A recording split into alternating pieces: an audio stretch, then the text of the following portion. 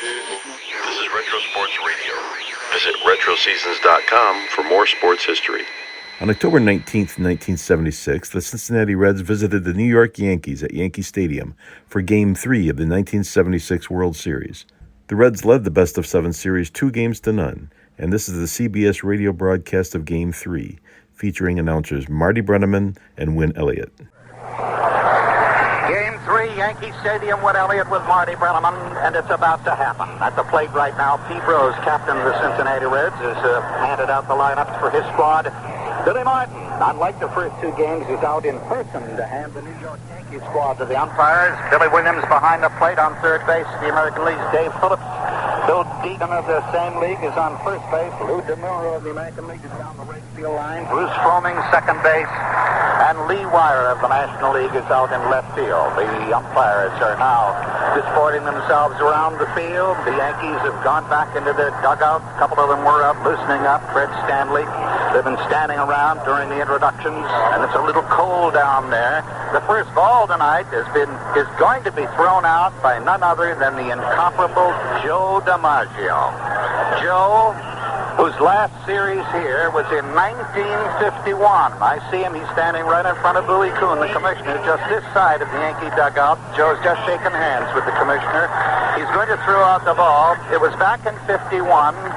And so apropos, that was the 51st series game that he had played in his career. Back in 1951, Joe DiMaggio's last World Series. As he gets ready to throw the ball out, he does so to Thurman Munson. Now a repeat. Now Thurman takes the balls and returns them to Joe, a Hall of Famer, of course. I'll never forget 51. It was the end of DiMaggio's career. As he repeats to the photographers, do you remember who began that year? For the New York Giants, a kid who used to run out of his cap in center field. Came up from the cotton fields of Alabama. One of the great all-around players of all time, Willie Mays. And for the Yankees that year, it was the Buster, Mickey Mantle, the beginning of a new baseball era. But now, we're just moments away from the beginning of the third game of the World Series here in Yankee Stadium, where it'll be Doc Ellis pitching to Thurman Munson with Pete Rose first to bat for the Cincinnati Reds. The Reds lead the series 2-0. Let's place them again. Nettles third, Stanley short, Willie Randolph at second, Chambliss at first base, Roy White in left, Mickey Rivers, and Oscar Gamble. And it'll be Doc Ellis and Thurman Munson. Behind the plate, Billy Williams of the National League, Pete Rose taking a few preliminary swings, and Marty Brennaman, who normally spends his time in that lovely city of Cincinnati. I can't help think, Marty, it's too big to be a small town, and it's too small to be a big town, so they settle for being just right. We loved it. Well, I have to agree with you, Wen. It's, I guess, the best-kept secret in the United States, Cincinnati, Ohio.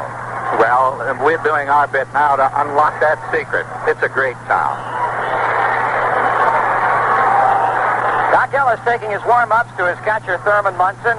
Win Elliott, of course, setting the stage for this, the third game of the 1976 World Series. And while a lot of folks among the news representatives are talking right now about a possible Cincinnati sweep, I don't think that at this point, despite the fact the Yankees are down 2-0, you could say they had their backs to the wall. Although Sparky Anderson said earlier today, if we win tonight, we're going to sweep this World Series. If we lose tonight, it's going to go 6 and possibly 7.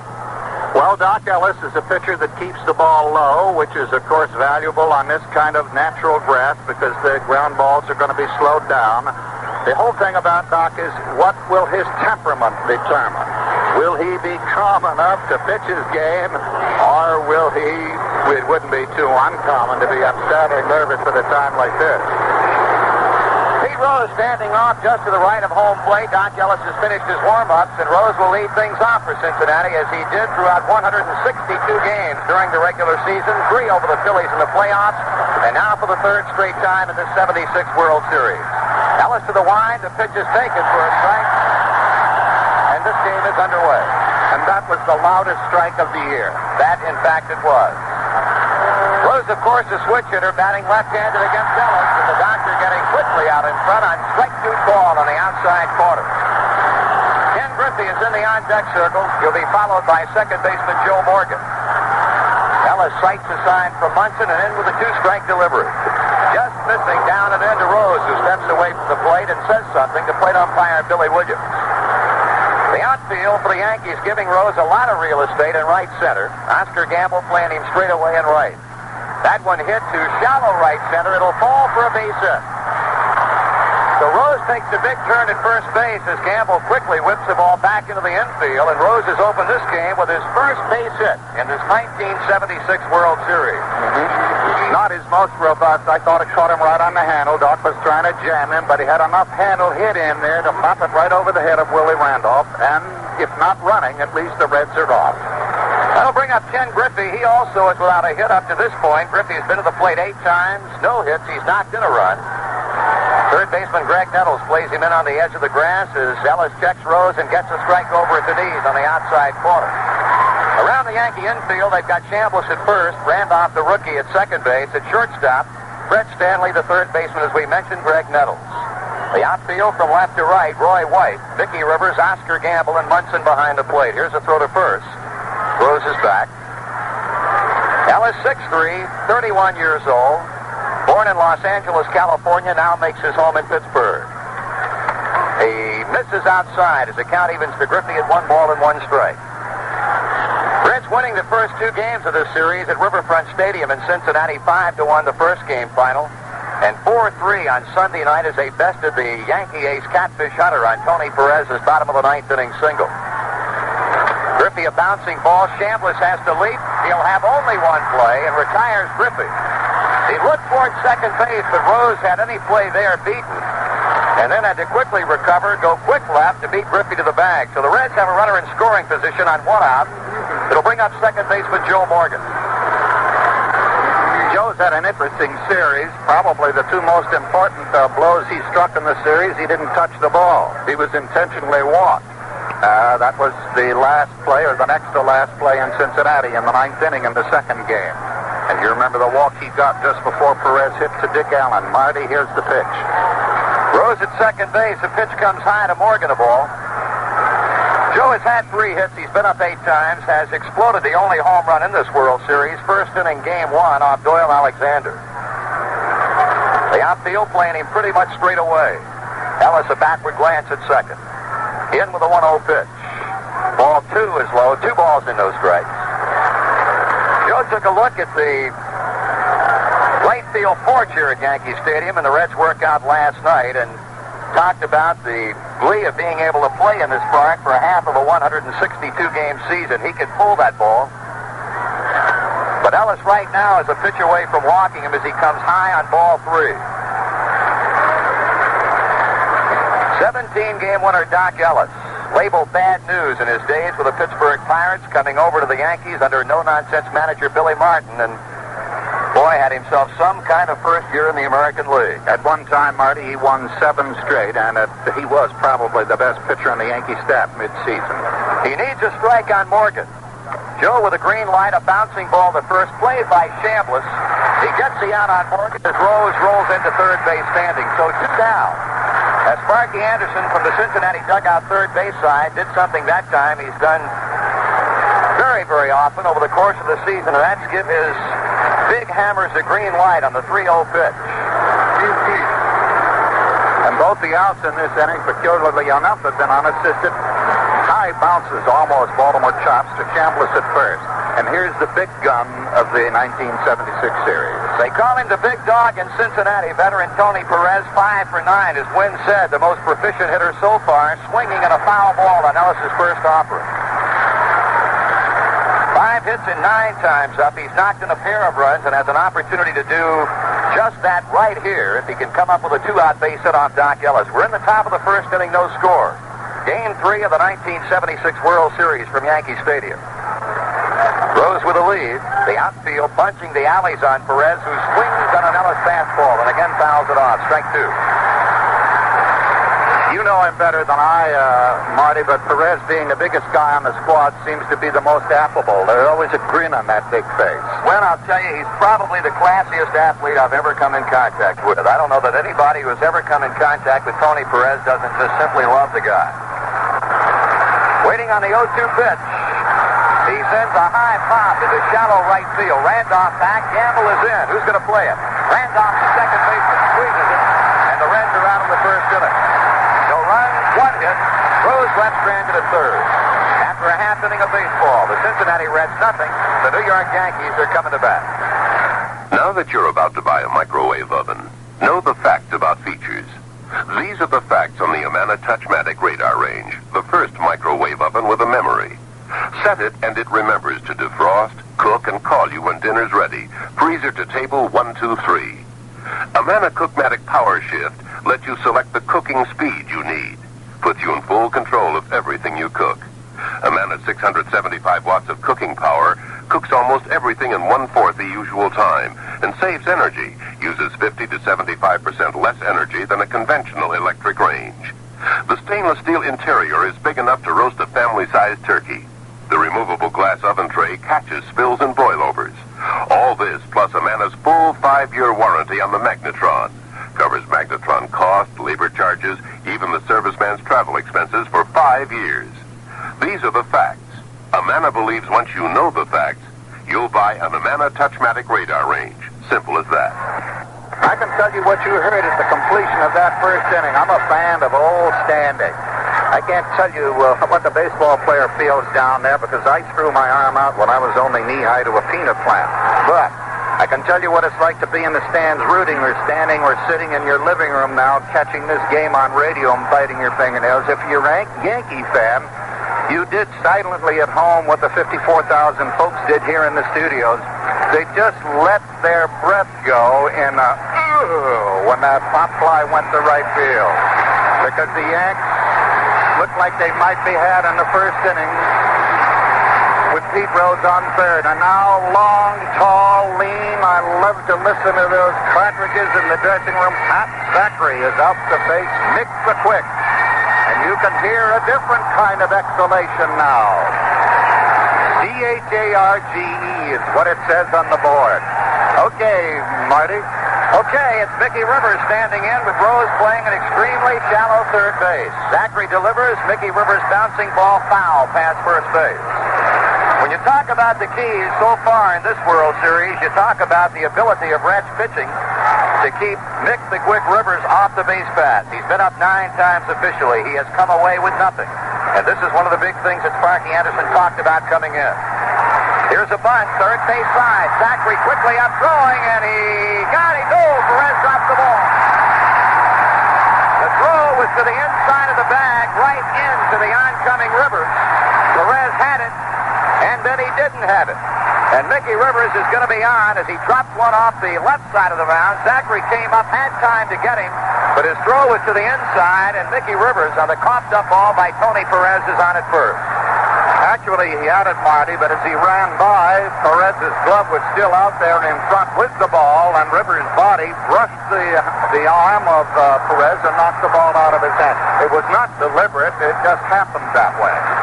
So we're awaiting the official scoring ruling on that play. Will it be a base hit for Rivers? Will it be an error charged on the play? Here's Roy White, the Yankee left fielder. 2 hits and 7 times up in the series. And they've scored an error on the pitcher, a throwing error against Pat Zachry. Zachry delivers to White, down and away for a ball. Tony Perez at first as we set the Reds defensively. Joe Morgan at second. Davey Concepcion at shortstop, and Rose in on the grass at third. On outfield, the Foster left, Geronimo center, Griffey right. Bench sets a target behind the plate for Zachry, who turns and throws on to first. Rivers, who stole 43 bases and 50 tries during the regular season, is on. Has attempted 1 steal in this World Series, was gunned down by Johnny Bench in Cincinnati. The outfield giving switch-hitting Roy White a lot of room in left center. There's a throw, and they've got him picked off. They caught Mickey Rivers leaning the wrong way, and Zachry, with that good move for a right-hander, had him dead to rights coming back. I was about to say, Marty, that you can always tell when Mickey is going to steal. He loosens up his wrists and hands and lets them flap. Just as Zachry was turning to throw, Mickey was faking a move towards second. And you know how impossible it is to change all your musculature to come back. He was not able to do it second time thrown out. 2 balls and no strikes on a high and away fastball to Roy White. So So Pat Zachry can now direct full attention to the man at the plate and that he has picked off Mickey Rivers. The kick and the pitch. Swung on and fouled down the first baseline. 2 balls and a strike on him, with catcher Thurman Munson in the New York Yankee on-deck circle. Marty, the so-called pressure tactics of both these champion teams hasn't been the most brilliant this series. 3 Reds have stolen, 2 were thrown out, and Rivers, of course, twice. 2-1 delivery, down and inside, and Pat Zachry on the missed breaking ball is behind Roy White at 3-1. Yankee Stadium jammed to capacity. This is the first of 3 scheduled games. Tomorrow night, Thursday night if necessary, and then should it go further than that, the series will shift back to Cincinnati. Strike is called. Letter high fastball. Full count. Pat Zachry against Roy White. Marty, Pat was saying in the dressing room the other night he doesn't throw as hard as Don or with as much guile as Lefty Norman. What is his stock and trade? Well, he's got a good sinking fastball wind that he tails away from the hitters. Here's a high pop on the 3-2 pitch. Now Zachry directing traffic signals for Pete Rose to play it as he comes between the mound and the plate to squeeze it for out number 2. You know, they say it's the job of the pitcher to direct the action around a plate on a pop like that. Well, Pat was a little indecisive because when the ball went straight up, he pointed to Johnny Bench. Then when he saw Johnny back off, he changed his mind and pointed to Pete Rose. Well, Pete was coming in like it was Christmas anyway, as he always does. That'll bring up Thurman Munson with 2 out. We're talking about Zachry's repertoire. He's got a slider. He's got an outstanding changeup, which really had a whole lot to do with the fact that he won 14 games this season, and included among those 14 wins was 5 victories over the Dodgers. Fastball is up and in to the right-handed batting Thurman Munson. Munson 2 for 8, a run batted in. The outfield for Cincinnati will play him straight away. Geronimo may be a step or 2 toward the gap in left center. Strike is called. By plate umpire Billy Williams, it's 1-1. No score, bottom of the first inning. 2 Yankees are out, although Mickey Rivers reached on a Zachry throwing error before the Reds rookie right-hander picked him off of first base. White a pop to Rose off a 3-2 pitch, and now Zachry 1-1 to Munson. Bouncing ball will be foul off third.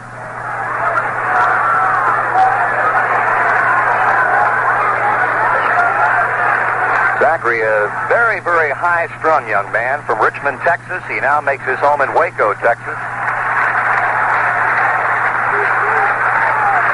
But realizing a dream come true tonight as he starts Game 3 of the World Series. Quite a climax to his rookie year. Here's a bouncing ball over the mound by Morgan. Base hit Munson, center field.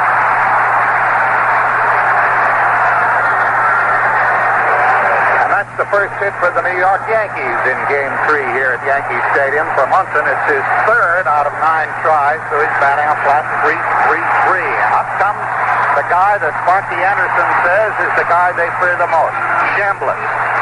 They pitch him outside. He's been hitting it in the left center. And, of course, we all know he can pull. Big, strong left-handed batting Chris Chambliss with Munson at first base. Thurman Munson, by the way, has now hit safely in all 8 of the Yankee postseason games. Batting .406 with 13 hits and 32 times up. 2 down, Munson with a short lead against a holding Tony Perez. Off-speed pitch missing away to Chambliss a ball.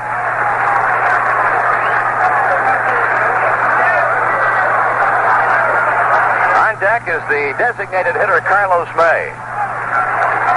Zachry with a slow come down to the belt, the kick and the pitch. Ball 2. 2 balls and no strikes. Chris has hit safely in his last 16 games, Marty. He's been on a terrific streak. He's a guy, of course, who ended it all against Kansas City with that 9th inning leadoff home run in Game 5 of the American League Championship Series.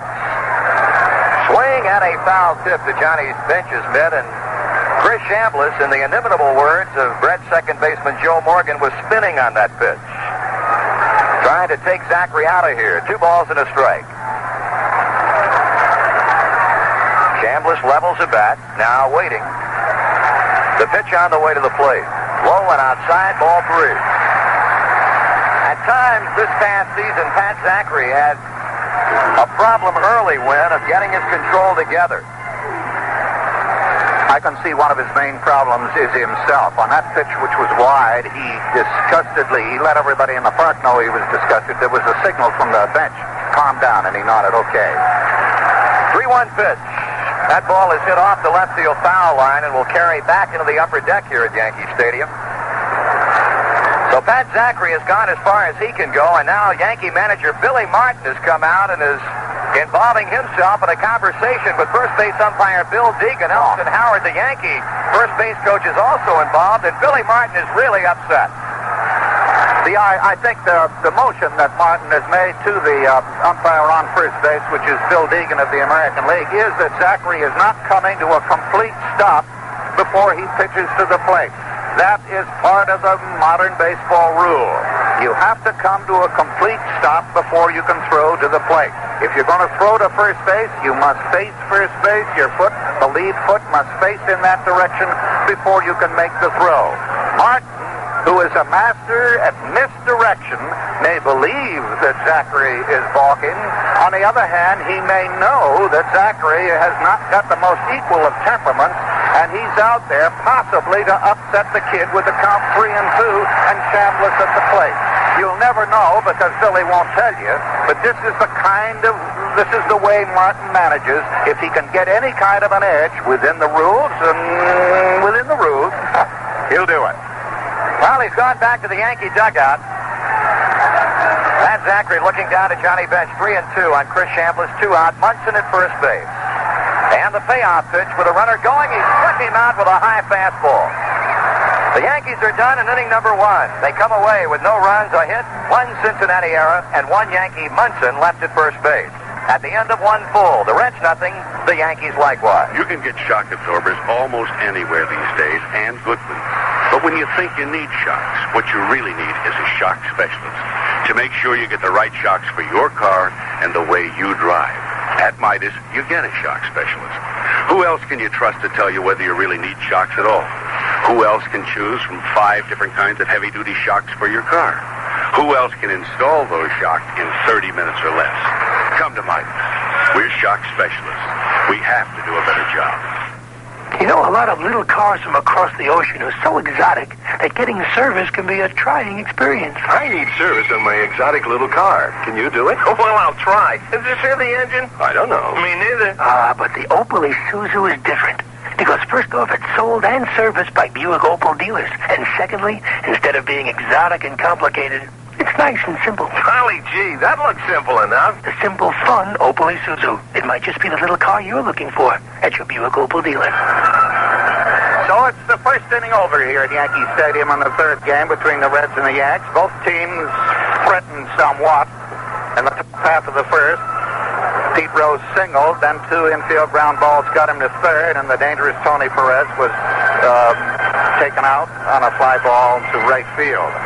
Then for the Yankees, a late throw or an errant throw by the pitcher Zachry as Mickey Rivers attempted to get on by a bunt. It was called an error. I think it was one of those things. The ball arrived in time, was right on the bag, but Rivers and Perez knocked the ball out of his hand. What are you going to do? So you call it an error. Then a fly out by White, a single by Thurman Munson. Rivers was picked off immediately after getting on, and then the strikeout by Chambliss. And so as we go to the top of the second, Marty, it's 0-0. Danny Driessen, the designated hitter for the Cincinnati Reds for openers against Doc Ellis, pitches high for a ball. This, of course, the first look for American League fans at a designated hitter for the National League. Cincinnati fans saw it for 2 straight days. Driessen looks at it low and outside, ball 2. Danny had a double and an infield hit in Game 2 of the series on Sunday night.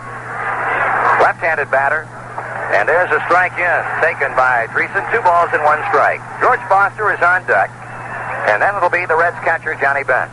0-0 in the top of the second. Ellis working quickly. Driessen with a swing and a foul ball that'll roll to the near end of the Yankee dugout.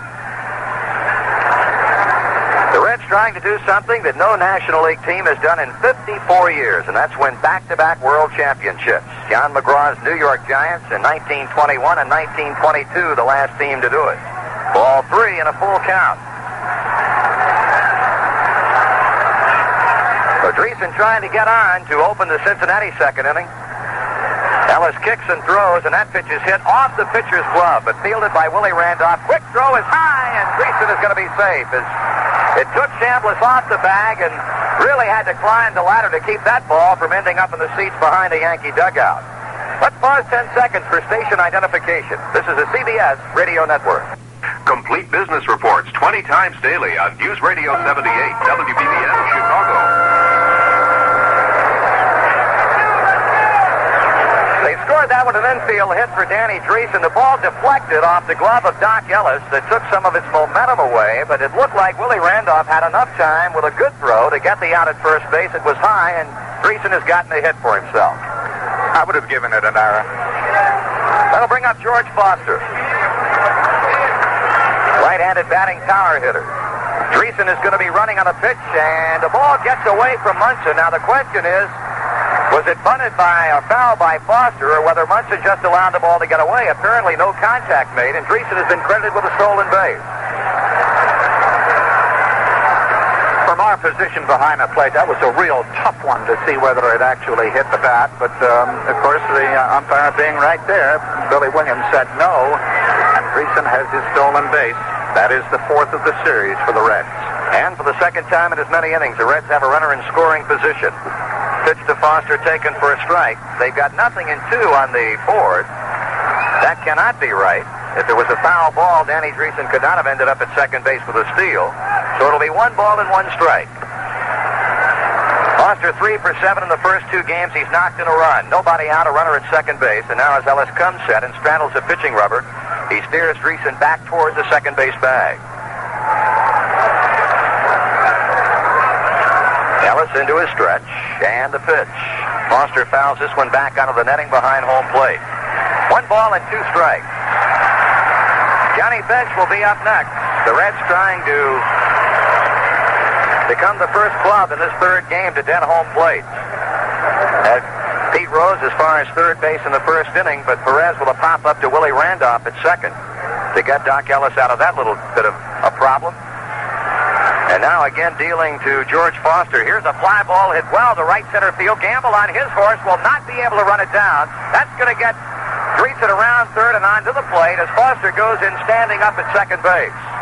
So the Reds have scored on an infield hit by Danny Driessen, a stolen base, and a double to the right center field gap by George Foster to give the Cincinnati Reds a 1-0 lead.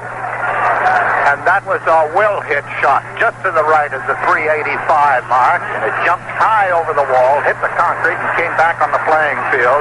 And the American League umpire in right field, Lou DeMuro, raised his arm, that's all, and that's all that Foster would have gotten at any rate.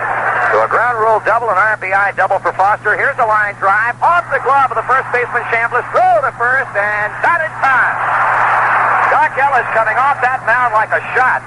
He got to first base, but as Chambliss leaped and hit off the end of that big first baseman's mitt, Randolph on the outfield grass came up with it. The throw did not get Johnny Bench, and George Foster moves on to third.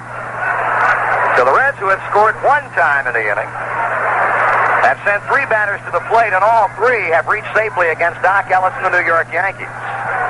The batter will be center fielder Cesar Geronimo. And if baseball is a game of inches, that one was a hit of a half-inch because it did tear him off the glove of Chambliss. Big guy that he is, was quite not able to skyhook it. Geronimo, left-handed batter, hit .307 during the season, the first time in his professional career that he's been a 300-plus hitter. Way outside from Ellis a ball. We've got activity underway in the New York Yankee bullpen out in deep left center field. It's left-hander Grant Jackson throwing. Nettles plays even with a bag at third as Foster leads that way. Johnny Bench comes off the bag at first. Randolph, Stanley a double play depth. And Doc Ellis digging a big, big hole for himself as he drops down to Geronimo at 2 balls and no strikes. A run is home for the Reds. We're in the top of the second. It is 1-0 Cincinnati. Geronimo takes the strike. Davey Concepcion is on deck, the Cincinnati shortstop and number 9 batter. Geronimo taking a look at third base coach George Scherger to pick up the sign, and now Ellis ready with the next pitch. And here it comes. It's ball 3. So Doc Ellis having problems in the second. 3 balls and a strike. The count on Geronimo. Center fielder Mickey Rivers, who can pick him up and lay him down with the best of them in Major League Baseball, playing Geronimo the other way. The pitch coming, swung on and fouled, and the count is full. It has been most surprising to the Cincinnati Reds, the defensive alignment of the New York Yankee outfield in this World Series to a number of their hitters. Of course, the walkie-talkies much in evidence tonight. Down to our left, Clyde King, Carl Keel manning the microphones, or the headsets, you might say, to Yankee coach Gene Michael in the New York dugout. Here's a smash on one hop. Nice play by Stanley. On to Randolph. Throw to first. Not in time, and the run is home. Now the multitude of umpires behind the first base bag contending that Randolph's quick throw to Chambliss beat Geronimo, but not so, says Bill Deegan. With Foster in from third, the Reds up the lead to 2-0. As the force out is made on Johnny Bench at second base. A good play by Freddie Stanley on a hard-hit one-hopper. An excellent play, and that was the third time this inning that there's been a play around first base that has been of some controversial nature. The very first batter in the inning, Dan Driessen, hit one off the glove of Ellis. The shortstop did or did not reach in time. Then there was the ball that went off of Chambliss' glove, and here's the action. Geronimo running on the pitch. Concepcion a foul back. Credit Geronimo with a RBI, scored a fielder's choice. Bench cut down at second base. Stanley to Randolph, 6-4. And now Greg Nettles coming in from third base to talk with Doc Ellis, who requests and gets a new baseball from plate umpire Billy Williams.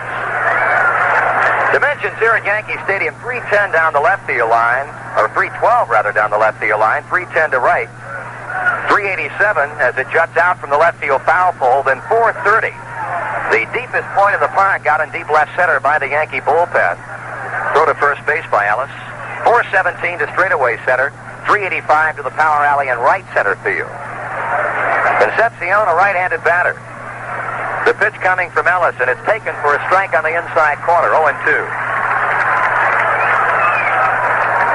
As it was in the old days, an excellent park for dead pull hitters.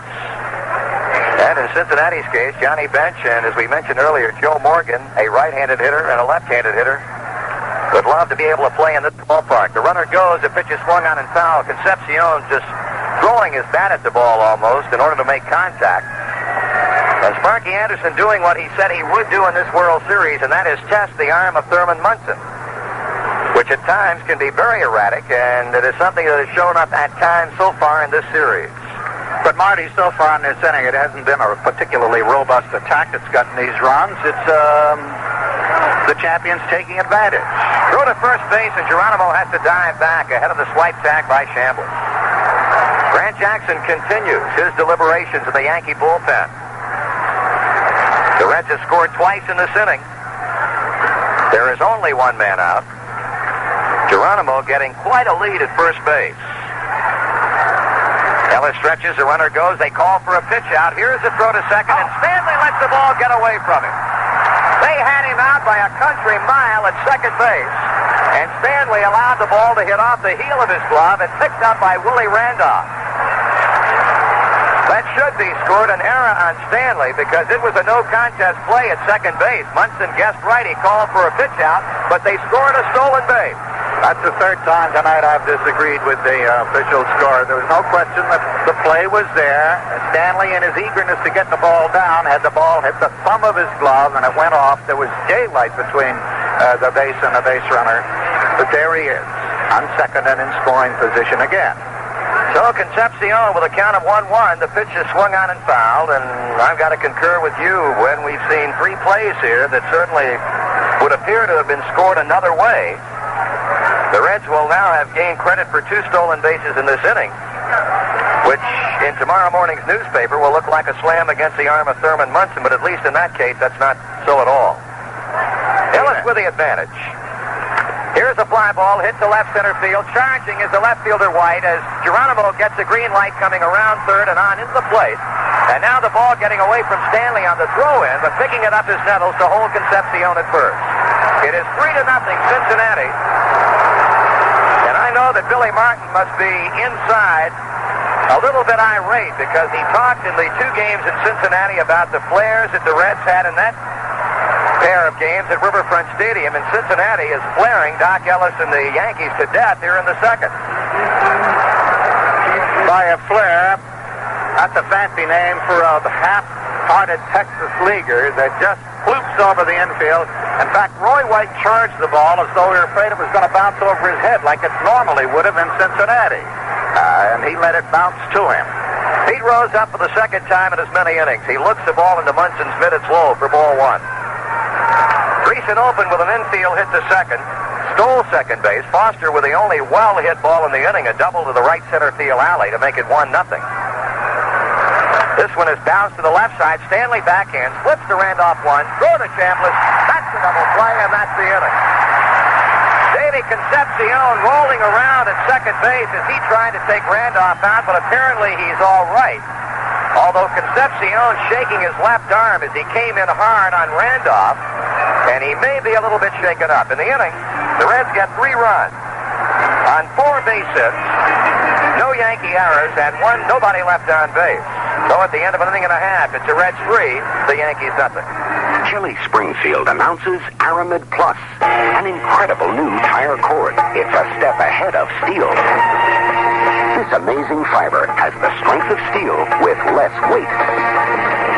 Tire cord is one of the many factors that affect performance, quality, and strength. Put this fiber in a radial tire, and it'll ride smoother than a steel-belted radial. Aramid Plus is a step ahead of steel in flexibility to absorb vibration like an extra shock absorber. Radial tires with Aramid Plus are lighter than steel-belted tires of the same size, and lighter tires result in better gas mileage. Aramid Plus is stronger, more flexible, and lighter. And new Kelly Springfield radials are easily the best tires ever to carry the Kelly Springfield name. Step up to smooth-riding radials with Aramid Plus.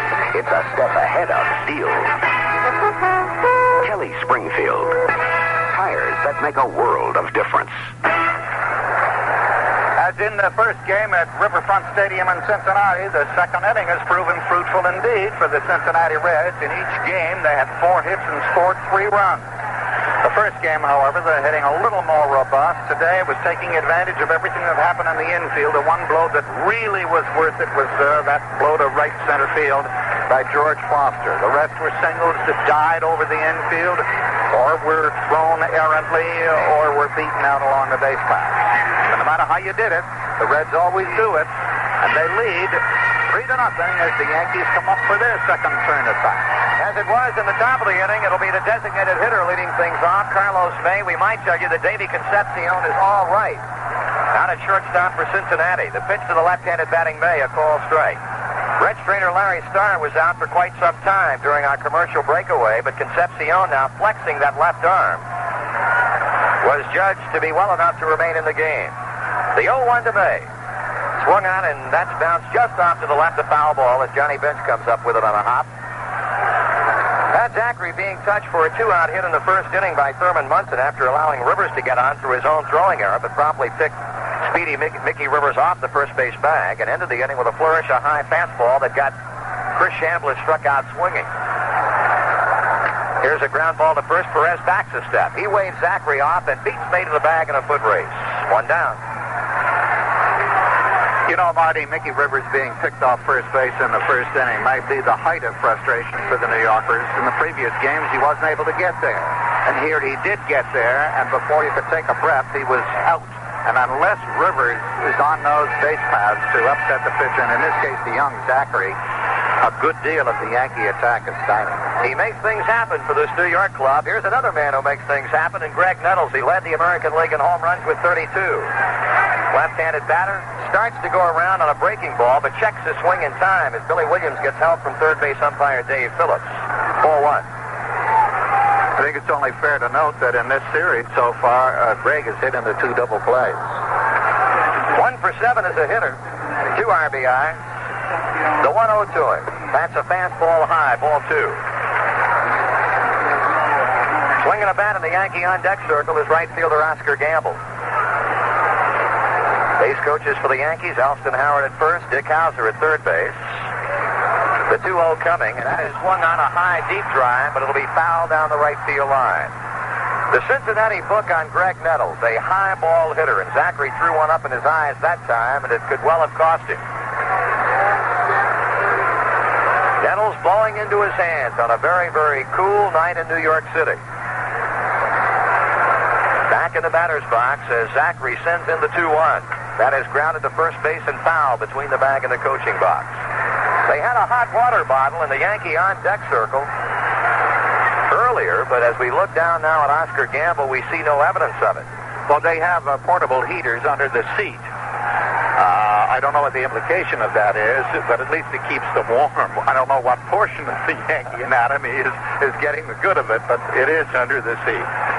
2-2 the count on Nettles. Here's a pitch. He checks his swing on a slider inside. Full count. It is 3-0 Cincinnati as we play baseball in the bottom of the second.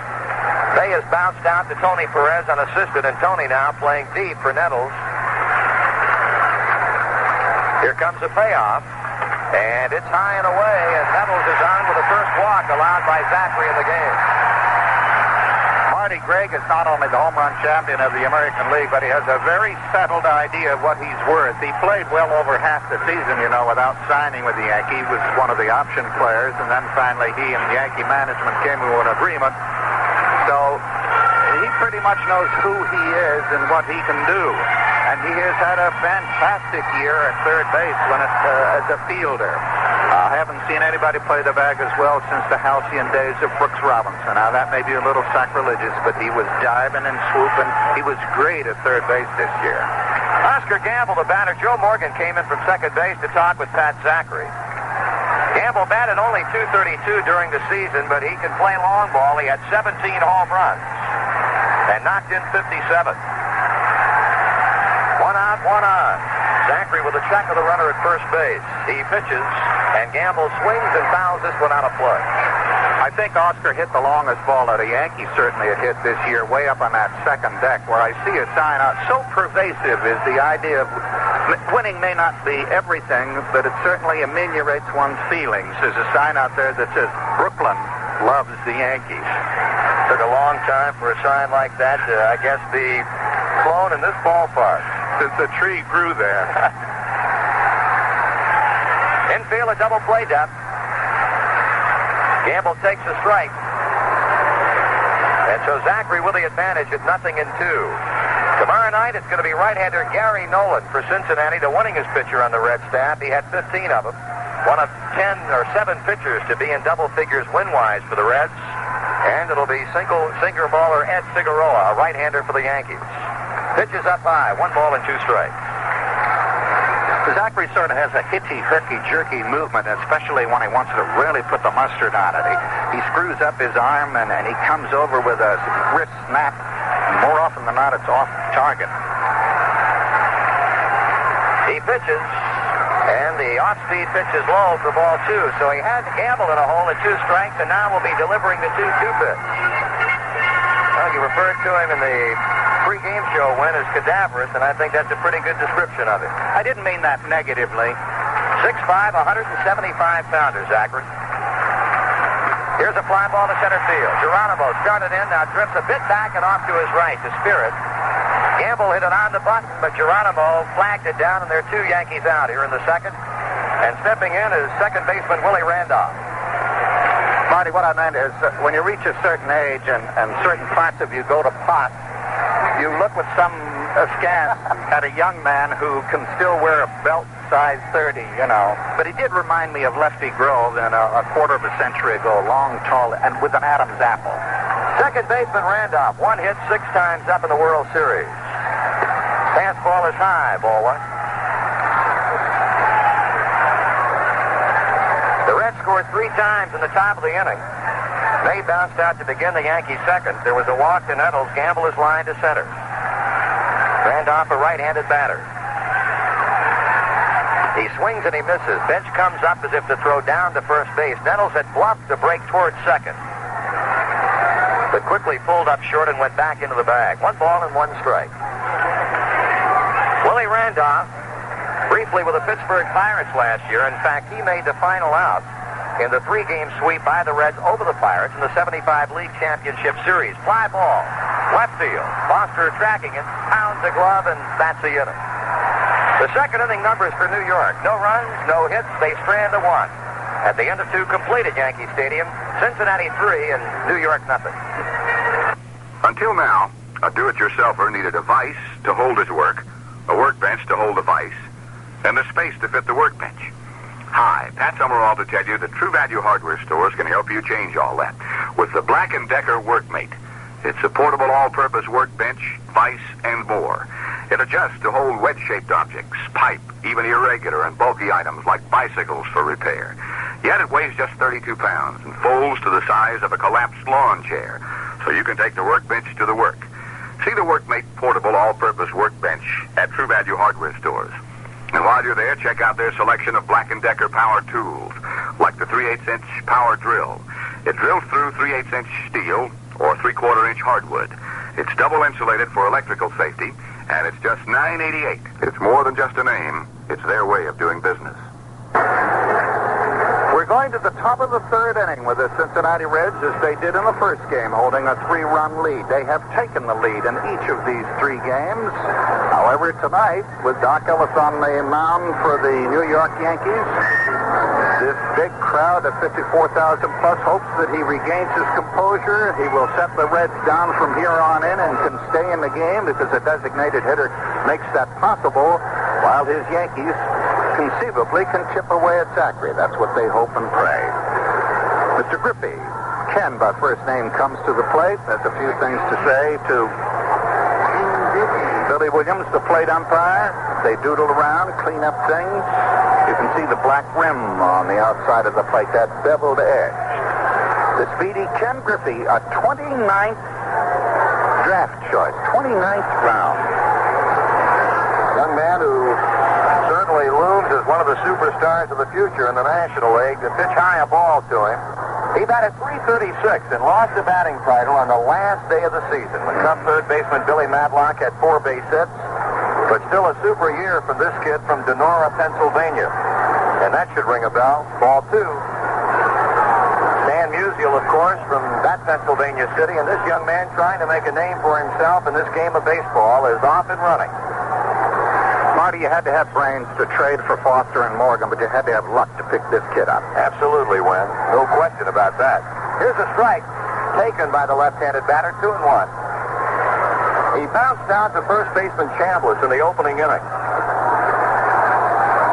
So Doc Ellis trying to get his package together after a rough second. As Griffey checking his swing, and it cost him a strike, 2-2. As I recall it, the only first draft choice that's with this current Red organization is Don Gullen. Johnny Bench was the number 2 choice. That's exactly right. Bernie Carbo, that year that Bench was drafted number 2, was drafted number 1. 3 balls and 2 strikes on the pitch low and outside. And when he hit that 3-run home run in the 8th inning of the 6th game last year, I'm sure he didn't rank that high with the Cincinnati Red organization because he did it for the Red Sox. Payoff pitch is chopped to third baseman Nettles. Nice pickup on the short hop, and his throw is in time. Fine play by Greg Nettles against very, very quick-running Ken Griffey. That's the kind of play that he has been pulling off all year. That was a bouncer on the Cincinnati turf. For lack of it, it would have gone a mile in the air. As it was, Nettles, who was playing him quite far back, had to come in on the dead run, scoop it up with the gloved hand, and without breaking stride, got it over to Chambliss, and that's what you call an eyelash play. Last year's National League Most Valuable Player, and, well, you talk to many of the folks who are charged with the responsibility of voting, says he's going to do it back-to-back, and that's second baseman Joe Morgan. The change from Ellis is high a ball. If anything, he had a better year in 1976. He hit 27 home runs. He batted .320. Here's a foul strike into the mid of Munson, 1-1, and knocked in 111 runs to rank second behind teammate George Foster. All that in a total of 141 games, which means he missed completely 21 ball games. 2-1. Ellis and the Yankees trailing Zachry and the Reds 3-0. We're in the top of the third. Ellis, both feet planted firmly on the rubber, has his sign, and has Morgan fouling it off over toward the Cincinnati dugout. Count even at 2 balls and 2 strikes as Morgan converses with Yankee catcher Thurman Munson. Did not have a hit, Joe Morgan, in the 3-game sweep over the Philadelphia Phillies.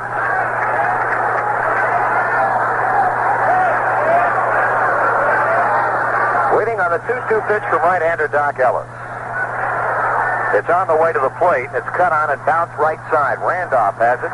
He throws to first, 2 out. Out or not, Morgan is an example of doing the best you can with what you've got. Of course, he's got everything, but it's all wired together. Electronically, the signals all mesh. And what does he weigh, 160? 165 pounds on a 5'7" frame, and it's hard to envision a guy who can pack that kind of power into that kind of physical build. The opposite is this guy, Tony Perez. Pitch to him. Swing and a miss. Perez popped out to Randolph in the first. Down 5 for 10 in the World Series. Then either feast or famine for Tony Perez in World Series play. Last year, he was 0 for 15 before getting a hit. Strike 2 swinging. But when he came out of it against the Boston Red Sox in Game 5 at Riverfront, he came out with a vengeance with 2 home runs and, of course, hit the big 2-run homer in Game 7 off that Bill Lee blooper pitch that erased the 3-0 Boston lead. He strikes out swinging. An impressive 1-2-3 frame for Doc Ellis. The Reds are out in order. And to the roar of this Yankee Stadium crowd at the end of 2.5, Cincinnati 3, the Yankees nothing. Some people go to extremes to tell you how good their shock absorbers are. After thousands of miles of driving on the back roads of Morocco, our new shock absorbers still hold up. Tina the elephant has been standing on our new shocks for 3 days. Our new chromium-plated shock absorbers are encased in a magnetically sealed aluminum cylinder, then heated to a temperature of 10,000 degrees. At Midas, we tell you how good our new Lifeguard shock absorbers are with a piece of paper. It's called a guarantee. It says if anything goes wrong with our new Midas Lifeguard shocks, we'll replace them free for as long as you own your American or foreign car or light truck. There are 228 different Lifeguard shocks. One of them is right for the car you drive, the way you drive. The new Lifeguard shock absorber from Midas. Guaranteed whether you drive through the Baja or the back roads of Morocco. When it comes to what's under your car, at Midas we're specialists. We have to do a better job. Are you enjoying the World Series? Well, hey, there's more. CBS Radio Sports is going to bring you a lot of football, both pro and college, December and January, on many of these same CBS Radio Network stations. Right now, all of whom are concerned with the top of the 3rd inning or the bottom of the 3rd inning, and the New York Yankees, who trailed 3-0, and their sparkling shortstop, Fred Stanley, who by midseason had won a competition with Mason as to who is going to be the Yankee shortstop. And in the latter part of the year, despite his reputation as a light hitter, knocked in with a lot of consequential blows, which he could keep up right now, according to the Yankee fans. They'd be delighted. So Stanley, the number 9 batter in the Yankee lineup, is ready to go, and so too is Pat Zachry. The strike is called. 9-1-2 for the Yankees in the 3rd inning. Stanley to be followed by Mickey Rivers and Roy White. The Yankees looking up at a 3-0 deficit. That pitch is low, and the count is 1 ball and 1 strike. Stanley 1 for 4 in RBI.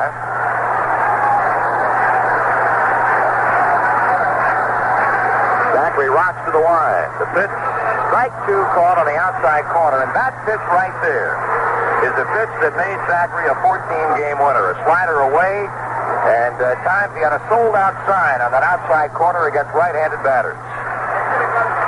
He has Stanley swinging on the pitch, and it's going to fall back into the seat.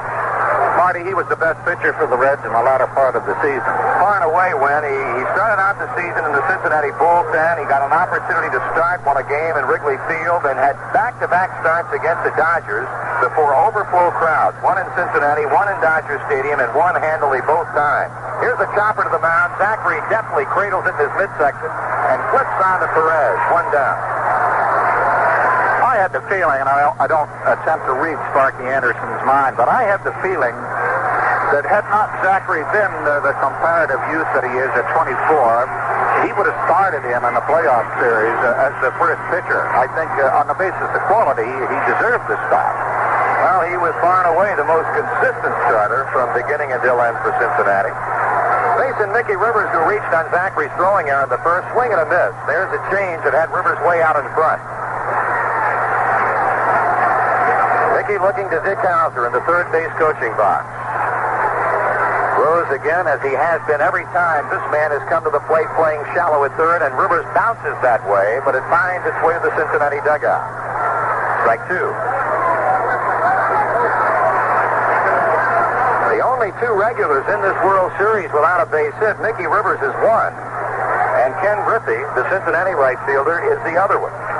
But Griffey is more than made up with it with his feet, as he did in the ninth inning in Cincinnati to force the error by the shortstop and eventually came home with a winning run.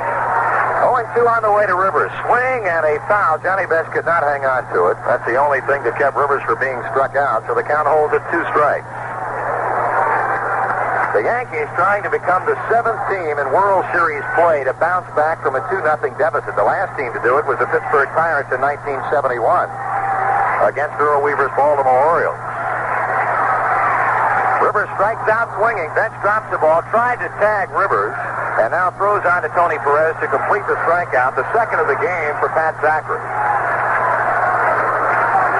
Marty, just before the last game of the Kansas City series, the owner, George Steinbrenner of the Yankees, had a private conference with Mickey Rivers, whereupon he came out and had 4 straight hits, and the presumption was that he was all excited and urged on by the owner.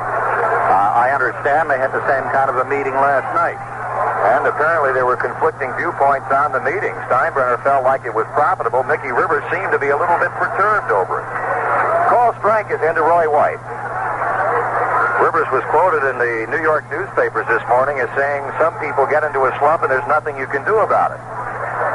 1 ball and 1 strike. The title of that tune is Cry Me a River. White popped out to Rose in the first inning. Zachry trying to retire him in order. The Reds lead in this game 3-0. Strike 2 call. Zachry throwing bullseye to Yankee hitters in the third.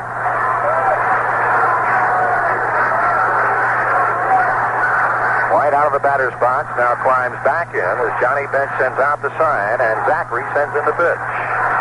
Check swing, ground ball foul at first. So the Yankee crowd has not had a whole lot to get excited about. Cincinnati sending 6 batters to the plate in a 3-run second.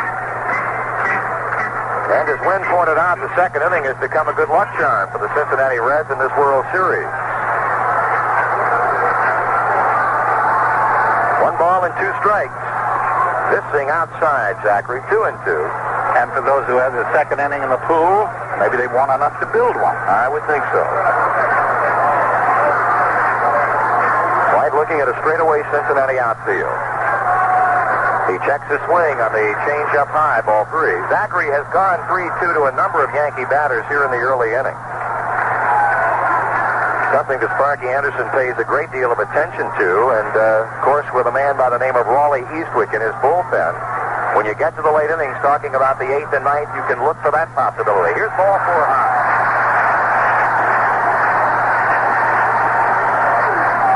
Zachry has surrendered his second walk. That'll keep the Yankee third going for catcher Thurman Munson, who is the possessor of the only New York hit, a first-inning single to center field. This guy can pull the ball into the left field stands, but recently, because they've been pitching him outside as an intelligent hitter, which he is, he's been riding the ball to right with power. It's not impossible for him to reach the stands, but he has also been reaching the empty part of the green. Now, Pat Zachry is down on his right knee, pointing to the bottom of his left. Evidently, it's nothing physical. It's probably the spikes. He's taken the spade out and cleaned out the spikes. The shortstop and catcher Bench are immediately out there with memories of Don Gullett and the ripped tendon there. But he's okay as the young man from Texas. The inevitable comparison has been made in this World Series between the 2 catchers that claim to be the best in baseball, Johnny Bench and Thurman Munson. Munson will not have any talk at all concerning that subject. He says Johnny Bench does his thing and I do my thing. And both have a strong argument in their own right. So a runner at first is White on the 2-out walk. And here's Zachry's pitch to Thurman, a swing and a miss. Munson, a much more disciplined hitter than Johnny Bench in the sense of exactly what Win Elliott was talking about just a moment ago. He will go to right field. Johnny Bench, the book on him, a dead pull hitter. He feels like he's paid to hit home runs and drive in runs, and on a rare occasion will go to right, as we saw earlier in this series in Cincinnati. Swing and a miss. Zachry effectively keeping that ball down to Munson. With good results, a 2-strike count. In the last 2 World Series, catchers have been emotionally so important. Who will ever forget the catcher for the Boston Red Sox in his home run, Carlton Fisk, in the 6th inning, rather in their 6th game? Munson has had 3 hits and 9 times up. He hits one to center, but Geronimo should play it, and he does to end the inning. The Yanks, no runs, no hits, 1 man left on, and after 3 full, it remains Cincinnati 3 and New York nothing. In all my life, never won a darn thing. Thought I was a born loser. Then I played budget rent-a-cars, I can't wait to win sweepstakes, and I won. Because every licensed driver wins. 2 first prizes of a new Chevrolet Caprice, all the way to terrific-looking T-shirt iron-ons. Would I win? None of your business. Expires November 30th. No purchase necessary, void where prohibited. See our mail-in offer in national magazines. Rules are available at participating budget rent-a-car locations, where GM and other fine cars are featured. World Series time means cold weather and time to start piling up that firewood. It's an easy job with a Remington gas or electric chainsaw. Lightweight, powerful, and available in assorted sizes, they'll do just about any cutting job. So after the game, drop by your nearest Remington dealer and ask him to show you one of the many value-packed Remington chainsaws. A Mighty Mite gasoline starting at $104.95, or the popular Layman Trim Electric for as low as $29.95. Cutting wood? Think about Remington, the chainsaw in a class by itself. Want to know what designated hitters do between innings? Well, if you're Carlos May and you're the Yankee designated hitter, you go out and warm up the pitcher until Thurman Munson could get the tools of his trade back on. Speaking of Munson, catchers have been so prominent in World Series play. A guy in the Yankee dugout by the name of Yogi Berra. Almost impossible to strike him out. Almost impossible to throw a pitch anywhere in the park that he wouldn't go after. And Elston Howard, the first base coach, we mentioned his first appearance in a World Series. First time at bat, he hit a home run. I don't want to go back into the Ice Age, but I remember Gabby Hartnett with that home run just before the sky fell in to win the year's play for the Chicago Cubs. It set them then, and Bill Dickey winning a World Series. What could go on and on, but I'm not gonna, because the first batter's up, Marty. That batter will be Danny Driessen, the designated hitter, who's opened up the 3-run second with an infield hit to second base. A pitch to him is wide a ball. When you talk about the 29th round draft choice, Ken Griffey, some years back, this man out of Hilton Head, South Carolina, was signed as a free agent by Cincinnati. He swings and hits one at a time. Deep right center field, and it's out of here for a home run. Danny Driessen taking the ground tour as he jumped on a fastball from Doc Ellis and deposits that shot into the seats in right center, the second home run of this World Series, and the Reds shoot their lead out to a 4-0 count. Marty, I think it would be a real test of character now to ask Sparky Anderson what he thinks of the designated hitter. If he were to jump up and down in his gentlemanly manner like he does and say, I think it's an abomination, I would respect him as a man above and beyond the call of duty. But right now, I think he feels a little warm about the whole thing. That'll bring up George Foster. Of course, the Reds have been outspoken in their denial of the designated hitter. They do not like it, and they would hope that it never comes to the National League. I think in the next year or so, they're going to be disappointed in that feeling. The pitch is in for a strike to Foster. Well, I've said it before, but I think the designated hitter is more honest than those cheap triples that bounce off the Reds' turf. Those fly balls that land 10 feet in back of the shortstop and then bounce equally high over the fielder's head. You know, you can't have it both ways. No, that's true. One strike on Foster. Ellis in with a pitch. Foster hits a line drive, fielded on a hop deep behind second by Randolph. He throws, and he got it. My gracious. Super play by Willie Randolph. If you're a second baseman, you can't make a better play than this young man from Brooklyn, New York, just made. And Marty, where the Yankees, as a result of the home run by Driessen, could be at the point of disintegrating, at least spiritually, that's the kind of a play mentally that could bring you back in and say, well, all is not lost. We can still make a play like that. We can still do it. And you talk about the comparisons between playing on natural grass and artificial turf. That ball's a base hit in Cincinnati. Here's Johnny Bench, foul at third. We've got double barrel action in the Yankee bullpen. Dick Tidrow, a right-hander, has joined left-hander Grant Jackson. The Reds 4, the Yankees nothing. A Driessen home run to the bleachers in right center to kick off this fourth inning. And Foster thrown out on an out-of-sight play by Willie Randolph deep behind the second base bag. Bench goes to right field. That's going to be a base hit. Slicing drive away from Gamble. Bench is taking the turn, and he's going to hold. As Gamble shotgun one back to the infield and Freddie Stanley. Billy Martin has bounced out of the Yankee dugout, and we may well be in line for a New York Yankee pitching change right here. I don't think there's any doubt about it. The Yankees cannot afford to go down 3-zip. They are well on their way now, trailing 4-0. In this, the third inning, only one out. Johnny Bench confounding the Yankee dupe. And our own anticipation of the kind of a hitter he is. Slapped a line drive single into the corner in right field. His second right field hit of the series. The previous one in Cincinnati, a screaming drive. The parabola of which looked like it was going into the stands at the last second, Little English, and came down and bounced off the wall. And his second hit in this World Series to the right field corner. At the moment, we're not sure who's coming in because the tableau at the plate, or rather at the rubber, is still Stanley, Munson, manager Billy Martin, and now making the long tour around the perimeter of the Yankee right field. It'll come down the first base side, and when the door opens, it'll be number 25, Jackson of the New York Yankees. Here he comes, Grant Jackson, coming out. Grant, who came to the Yankees in a trade from Baltimore for Rudy May and Tippy Martinez. He came along with Kenny Holtzman. Kenny Holtzman, of course, the forgotten man in this series. He is neither relieved nor started, and for a man with all that World Series experience, Holtzman has said he would do whatever the manager has told him to do, and so far the manager has told him to just sit there, like little Jack Horner. But Grant Jackson, who in the latter part of the season, Marty, was the most effective New York Yankee reliever, and by that I mean he could go 6 and 7 innings, has now come in. I believe this is his second appearance in the series. His first. He appeared in the playoffs and was effective then.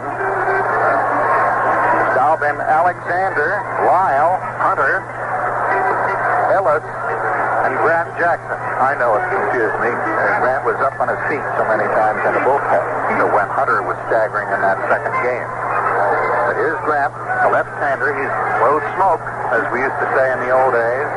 Now it's velocity. I think because so many college kids have come into the big league, the language has sort of been upgraded. It's now velocity instead of speed. It's location instead of control. The one thing I wish they would change, I don't know why they say you go 3-4-4. When we were kids, we said 3 out of 4. The 3-4-4 is a bit of slang that I don't buy. But let's see what Grant Jackson can do with the rest of this Cincinnati lineup, Marty. He's going to be facing Cesar Geronimo, who reached on a fielder's choice in the second inning to pick up an RBI. Johnny Bench at first base, a run in, 1 out. Missing high a ball. Jackson, a native of Ohio. He hails from Fostoria, Ohio. 6 feet, 190-pounder. Now makes his home in Caguas, Puerto Rico. He gets the inside corner as Geronimo steps away from the plate. The count evens at 1-1. Wynn talked about his pitching exploits during the season. Overall, he was 7-1 with a .254 earned run average and 34 appearances, all but 2 in relief. Before dealing to the plate, he deals to Chambliss and Bench with a quick step back. Dick Tidrow continues to loosen up in the Yankee bullpen. And now they've got Bench picked off. The throw to Chambliss, the throw to Stanley, and Bench is out sliding. Well, Johnny Bench was going on the pitch. Jackson threw that way, and Bench is a dead duck. 1-3-6. You can go half a year and not see anybody picked off base, and in this game tonight, in the first 4 innings, we've seen 2 picked off. Mickey Rivers of the Yanks and now Bench. So now 2 away. And this pitch is inside a big breaking ball. 2 balls and a strike. Geronimo, in addition to batting home a run in the second, also scored one of the Cincinnati 3 runs. He swings and hits one to right, coming in Gamble. He makes the catch, chest high, and that's all for Geronimo, and that's all for the Reds. 1 run on 2 base hits. The run-scoring hit, the home run by Driessen. And after 3.5, it's the Reds 4 and the Yankees nothing. Here comes the Pace Citizens Band. Join the Pace Radio Citizens Band. It's the greatest band in the land. It's the greatest band in the land. Because in that Pace band, What's in the Pace Radio Citizens Band? you got the world by the ears. We got the world by the ear. We're the Pace Radio Citizens Band. You can hear this band all over this land. When the truck stops down with the hand of the band, you got the world by the ear. Don't join up with just any Citizens Band. Get state-of-the-art CV design from Pace, a pioneer in solid-state CV. When you've got a Pace CV radio, you've got the world by the ears.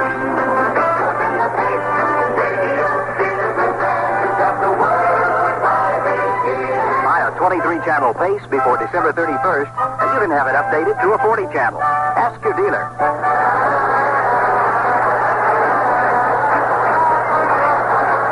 The left-handed meat of the New York Yankee batting order is coming up here to play the 4th inning. Chris Chambliss, Carlos May, Greg Nettles, and Oscar Gamble. And with that porch within reaching distance of all of them, may I be allowed to say that they like their porch chopped? No, I don't think I better say. Marty, you better come on. Okay, Will. That's Zachry, secure in the knowledge that he has a 4-run lead with which to work. Gets ready to deal with Chambliss for the second time. Zachry won the first inning battle as he struck him out on a 3-2 fastball. They are up in arms at Yankee Stadium. They want to see some offense from the Bronx Bombers. Here's Chambliss and here's Zachry. Swung on by the mound. Big 6-3. The 17th straight game, and with Chris has hit safely. He set 2 records in the League Championship Series. The most hits 11. Pete Rose held that record in 1972. He came up with 9. And Chambliss batted home 8 runs to break a record formerly held by Henry Aaron, who had 7 in 1969. Carlos May grounded out to Tony Perez. As a leadoff batter in the second, he's in now with Chambliss at first. Zachry ready. The pitch taken over the plate but below the knees. Ball 1 to Carlos May. Whatever a welcome is, the New York crowd is now making it ring. That they are. No empty seats in this place tonight, I'll tell you. Strike is called, 1-1. That base hit for Chambliss is 4th in the World Series. Johnny Bench leads everybody with 6. Tony Perez has 5, and Foster joins Chambliss with 4 apiece. 1-1. Swing and a foul to the screen. So Zachry ahead on designated hitter Carlos May, 1 ball and 2 strikes. That hit by Chambliss only the second in the game for New York, the other being a first-inning single by Thurman Munson.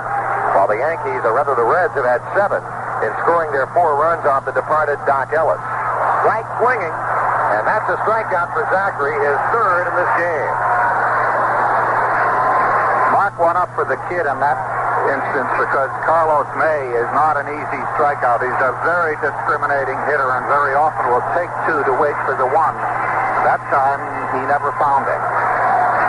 1 down now with Greg Nettles, who was a base runner in the second inning through 1 of 2 walks that Pat Zachry has given up. The infield, a double play depth. The fastball is up. 4-1. Zachry seemed to slip a bit on the mound that time, Marty. He looked back at it as though to say nasty. Checking in with Johnny Bench. Pitch. Down and in. 2 balls and no strikes. Don Gullett, the first game winner for Cincinnati. He, of course, suffered the dislocated tendon that eliminates him from any more World Series competition in '76. Swing and a foul. It'll be out of here. Back into the upper deck behind the plate. Jack Dillingham retiring 8 batters in a row in relief of Freddie Norman. Under frigid weather conditions in Cincinnati Sunday night, picked up the Game 2 victory, and now Zachry trying to do it here against the Yankees to give the Reds a 3-0 lead in this World Series. They lead at 4-0. Outside and high, 3-1. You know, Marty, with a 4-run lead and a man on first base and you've got 1 out, it's not the most dramatic of moments. Yet the fanaticism of the crowd, their constant murmur, their egging on the Yankees, has put this a little out of context, I think, for the young pitcher. He's going too hard. He needs a strike, and he does not get it. He walks Greg Nettles in a high heater, sending Chambliss on down to second base, and now the Yankees are trying to stir something up in the 4th inning with 2 on, 1 out, and Oscar Gamble at the plate. I think the crowd has done it. Now the pitching coach, Larry Shepard, has come out. I think he feels it too. It's this constant din, this hubbub, the emotion of the crowd has gotten to Pat Zachry. Like I said before, a man on first, you got a 4-run lead, 1 out. This, you know, you're not going to trip into perdition because of that. But with Nettles up, and he of course knows he's got the 30-plus home runs, Zachry started reaching back and letting it fly. Well, only the very best of the pitchers, the most experienced, can maintain their location or their control in that kind of a situation. And so Larry Shepard has come out, I presume, to tell him, don't act your age. Act like the top pitcher you are. Now, this Gamble is coming up. He's a free swinger. Don't try to jam it over there. Make it nibble. Make him make the mistake. Stay with it. Okay, Marty. Okay, here's Gamble. Zachry checking Chambliss at second. The pitch is in for strike 1 call. This man has the capabilities, as we pointed out earlier tonight, with 1 swing of the bat to get his club back to within 1 run. They've got Chambliss at second base. They've got Greg Nettles at first with 1 out. Zachry ready with the 0-1 delivery. That's up high for a ball. When he gets back there and rears it, he goes high all the time, Marty. Well, I'm sure Larry Shepard was out talking prime early with his follow-through, and just what you're speaking of here, Win, the fact that he has been up with so many of his pitches, and this Yankee club, a predominantly high ball hitting team. 2 balls and a strike, that pitch was high. Johnny Bench looking into the Cincinnati dugout. We might tell you that with a 4-0 lead, despite the Yankees having 2 men on, nobody yet throwing in the Cincinnati bullpen. Waiting is Oscar Gamble. He swings and pops it back behind the plate, but Johnny Bench watching it ride out of here. Apparently somebody missed out on the souvenir because that ball was in the upper deck and now it drops down onto the screen just below us. And a momentary release in the tension that the Yankee fans have themselves created, and I think with effect on the young pitcher. But this kind of thing builds within you, and here they come again. The infield looks for the bouncing ball. The 2-2 pitch. Check swing foul ball. Gamble hesitated on it, not knowing exactly what to do with it. And he gains a reprieve of sorts on the check swing foul. The count holding at 2 balls and 2 strikes. Two up next, second baseman Willie Randolph. The first threat that the Yankees have posed in this game. Gamble swings and again foul, so he's proving to be a tough customer for Pat Zachry as Zachry continues now to throw strikes and Gamble wastes him with foul balls. And everybody's forgotten that it's cold out. I would say that is a most accurate statement. Actually, not as cold as it was in Cincinnati on Sunday night. The wind has died down considerably in New York City. Here's a line drive into center field. That's a hit. Here comes the runner rounding third. Geronimo cranks it toward the plate. Cut off by Tony Perez. The run is in. A base hit to center field by Oscar Gamble, and it's 4-1 as the Yankees have come up with their first run. Nettles goes to second base. Willie Randolph will be the batter. And New York trying to battle back in Game 3 as they did in Cincinnati in Game 2 when they fell behind 3-0. And that pitch seemed to me to be high, but a little out over the plate. Gamble, instead of trying to pull it into the porch in right field, stroked it on a line into center field, and it came within a whisker of bouncing over the head of Geronimo. That had gone way out to the 417 mark. That would have been 2 in, and Gamble at least on third. And now the exuberant Yankee patrons in the porch in right field have saluted that Yankee sally with some ticker tape. Well, it's wider than ticker tape. And I guess it's softer than ticker tape. It ain't ticker tape. We've got activity for the first time tonight in the Cincinnati bullpen. Right-hander Pedro Bourbon is throwing, along with left-hander Will McInerney. Now we've got Ellie Hendricks running in from the Yankee bullpen in left center field toward the dugout. So Billy Martin may be thinking pinch hitter sometime in this inning. We'll have to wait and see. Hendricks has now reached the Yankee dugout and has gone to the rack where they have the helmet. Here's the pitch to Randolph, down and away for a ball. Hendricks has been through the mill, Marty, as a member of the Orioles. He's a left-handed batter. He can reach the porch, and I presume he has more patience, or at least as much as the weak-hitting Fred Stanley. The 1-0 to Randolph.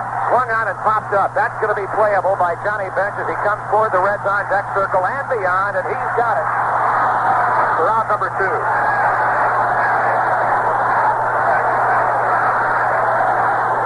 Randolph, a high foul pop to Johnny Bench as Pat Zachry begins to breathe a little bit easier. And while Fred Stanley is a scheduled batter, he will not hit. It'll be Ellie Hendricks coming on as the Yankee pinch hitter. Now we're going to get a convention of Cincinnati players around the mound. Johnny Bench, Tony Perez, Joe Morgan, all crowding around 6'5" Pat Zachry to talk over, I'm sure, the book on Ellie Hendricks. Hendricks was more or less a throw-in the deal with Baltimore. The main channels, of course, were Holtzman and Doyle Alexander.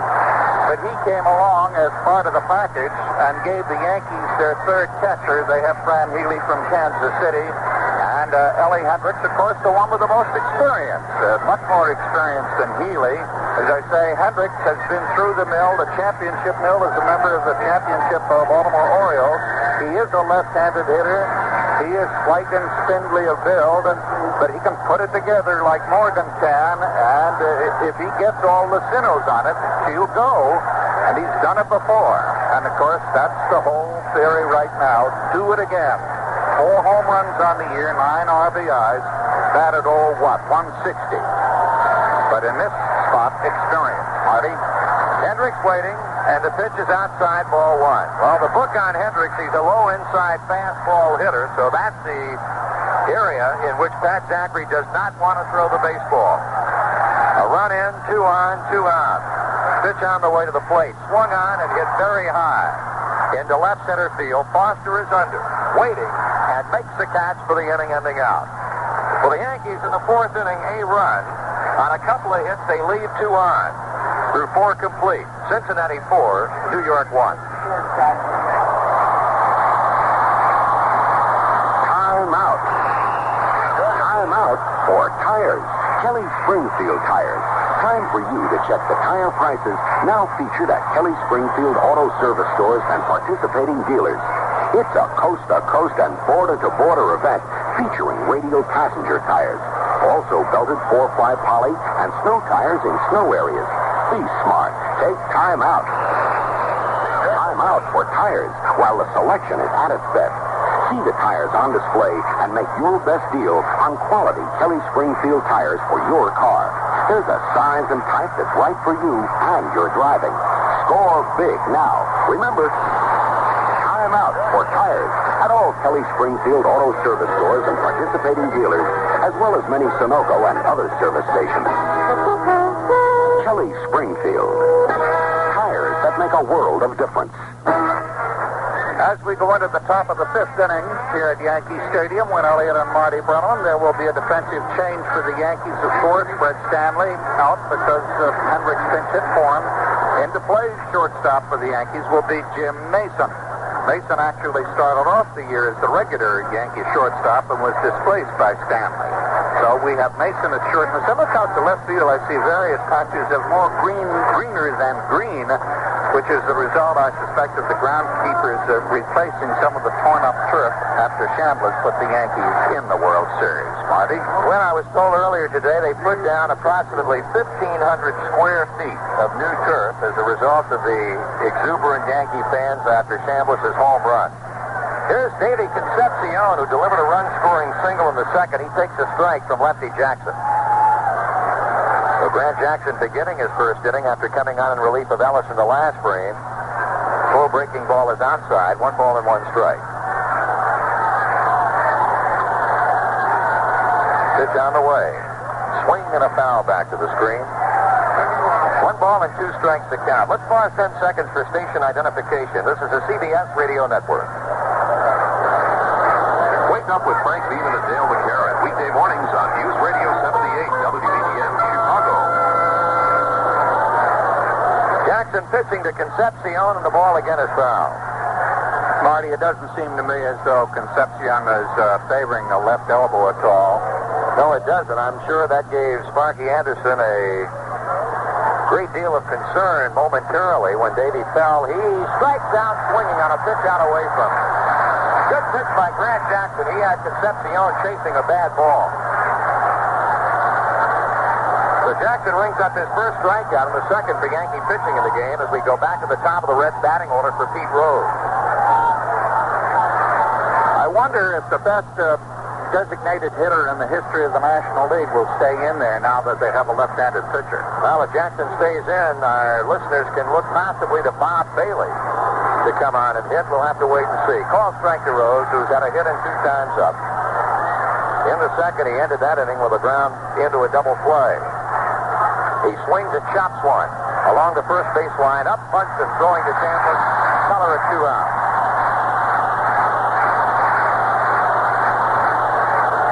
So Grant Jackson has faced 3 batters. He's retired them all as Pete Rose says something going by the mound to Jackson and/or third baseman Greg Nettles, who is standing over there. Here's Kenny Griffey, still without a hit in the series. He's bounced to first. He was robbed of an infield hit in the 3rd inning on an out-of-sight play by Greg Nettles. Reds 4, Yankees 1. We're in the top of the 5th. Swing and a fly ball left center field. Dickie Rivers, he'll watch Roy White play it, and that ends the inning. The Reds are out 1-2-3 for the second time tonight. We are halfway through Game 3 of the 1976 World Series. The Reds with the advantage over the Yankees at 4-1.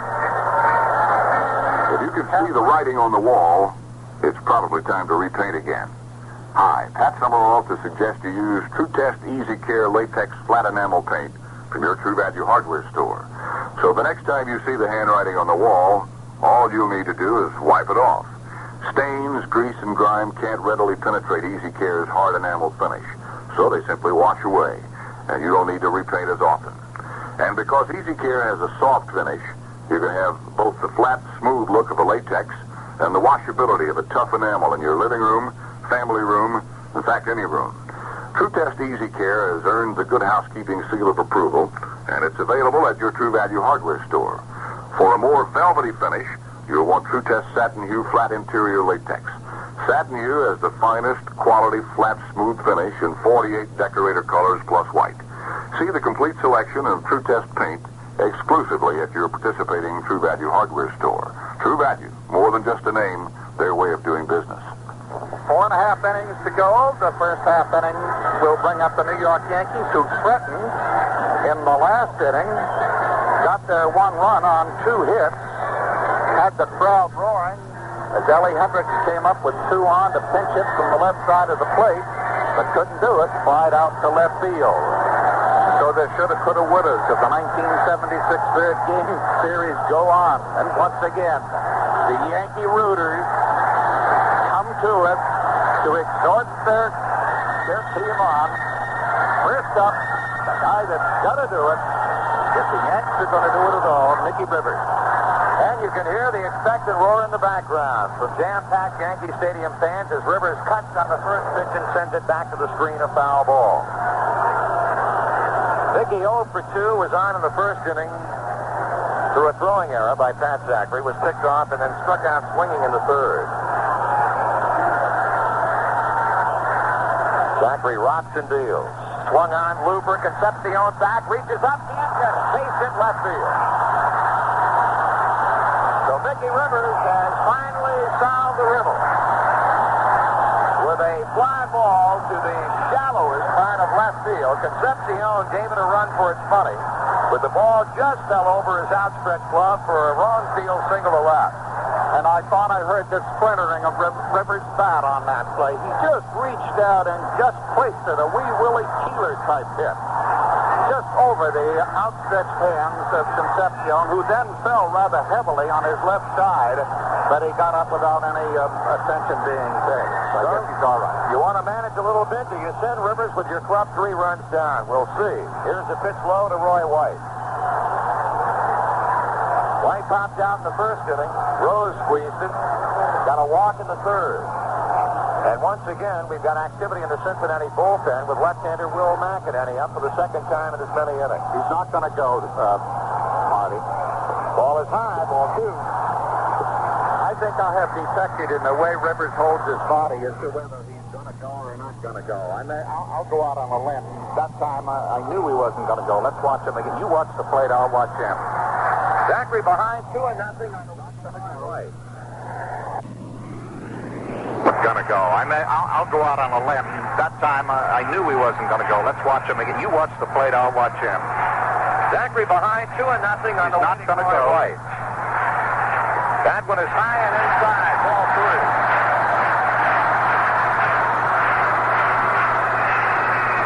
Well, right now, Pat Zachry having a hard time enjoying his prosperity. He is leading by 3 runs, but he saw the Yankees dent the plate on him in the last inning, has given up an opening single to Rivers here in the 5th, and is a pitch away from walking Roy White. Joe Morgan has been to the mound. He now goes back to his second base position.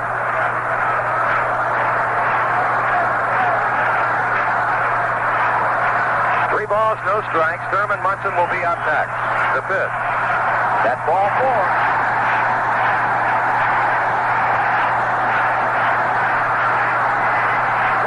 Just surrendered his 4th walk.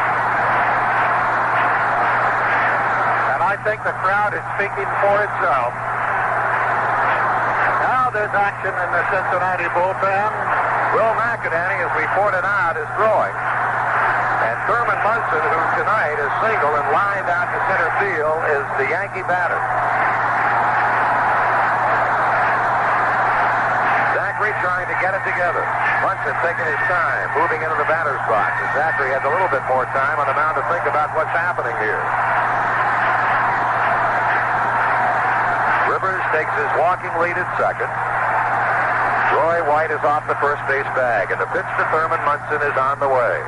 Swung on, line drive. Perez has it. Goes to second. Double play. Things have gone all Cincinnati's way in this World Series, and again it happened.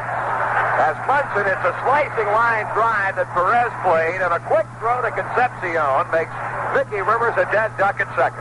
And only because Rivers is so fast and was taking advantage of the moment and was so far off second, he was unable to get by. And what's to say? Here's Chris Chambliss.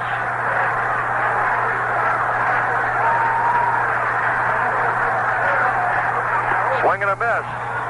Pitch down and out away for the big left-handed batter. Chambliss, born in Dayton, Ohio, which is just up the road about 40 miles or so from Cincinnati. The son of a Navy chaplain. And a man swinging a torrid bat for the New York Yankees. 1 ball and 1 strike to him. they'll be shoulda, coulda, would in that play in the dressing room later. A half-foot higher from Munson. That would have been in the right field at least one run. As it is, 2 out with White still at first base. This one fouled away by Chambliss. 1-2 the count. The Yankees trailing the Reds 4-1. Cincinnati getting a 3 spot in the second. A solo home run from Danny Driessen in the fourth, the same inning in which the Yankees scored their only run to date. Missing with a pitch, 2-2. Pat Zachry against Chris Chambliss. Zachry a visit to the rosin bag on the back slope of the pitching mound. Yanks have reached him for 4 hits. The Reds have had 7 off of starting pitcher Doc Ellis. Grant Jackson has not given up anything in relief. The break-even pitch is on the way. He struck him out swinging with a changeup. He dropped down a bit on Chambliss and pulled the string on him to record strikeout number 4. New York's 5th inning, no runs. 1 base hit, 1 man is left. And as we move to the Cincinnati 6th inning, it's the Reds 4 and the Yankees 1. The top of the 6th inning. Marty? Okay, Wynn, Joe Morgan will start it off for the Reds. He's batting 300 in the World Series, 3 hits and 10 times up, 2 for extra bases, a home run, a triple. Grant Jackson delivers to the left-handed batting second baseman of ball. Jackson has faced 4 batters. He has retired 4 straight. As Morgan taking the inside high fastball, 2-0. Well, here's a man you have to pitch to. Joe Morgan, one of the most disciplined hitters and knowledgeable hitters insofar as that strike zone is concerned. Every year walks over 100 times. He's just taken a strike on the inside edge. 2 balls, 1 strike with Jackson dealing. Swing and a miss. Came right overhand with that big breaking ball. You could call that pitch a curve change that Jackson throws. And he had Morgan out in front, 2-2.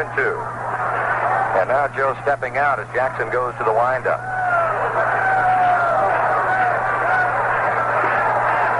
Batter and pitcher ready. Morgan with a bat handle foul ball that'll be out of the screen.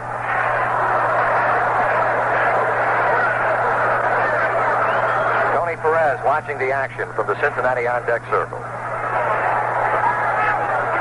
Munson hanging a sign, and now with Jackson taking too much time on the mound, Morgan steps away once again. The activity that had been so prevalent in the Cincinnati bullpen, Will McEnany, has now ceased.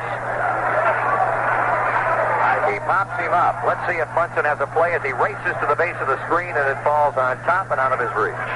You know, Marty, Joe Morgan is not only the complete baseball player physically, but mentally he is so much the realist. He faces things as they are. In the dressing room the other night, somebody asked him, how about this series? You're 2 up and now. He says, I savor the moment as of the moment. I don't know how long this team is going to stay together, how long I'll be with it, so I live and I love this moment. Tomorrow's another day. Pretty good philosophy. Again, the 2-2 pitch. That's a fastball, and that's a strikeout. Morgan is arguing with Billy Williams. Williams calls him out as Morgan started around, and Joe felt like he was able to check his swing, but Williams says, no, you did not. Making 2 strikeouts tonight for Grant Jackson as a very disgruntled Joe Morgan goes back to the Cincinnati dugout talking to himself. Grant Jackson doing the job for Billy Martin's Yankees. Tony Perez is 0 for 2. There's a changeup that stays high for ball 1. Perez has popped out to the second baseman Randolph. He has struck out swinging. Up and in. Ball 2.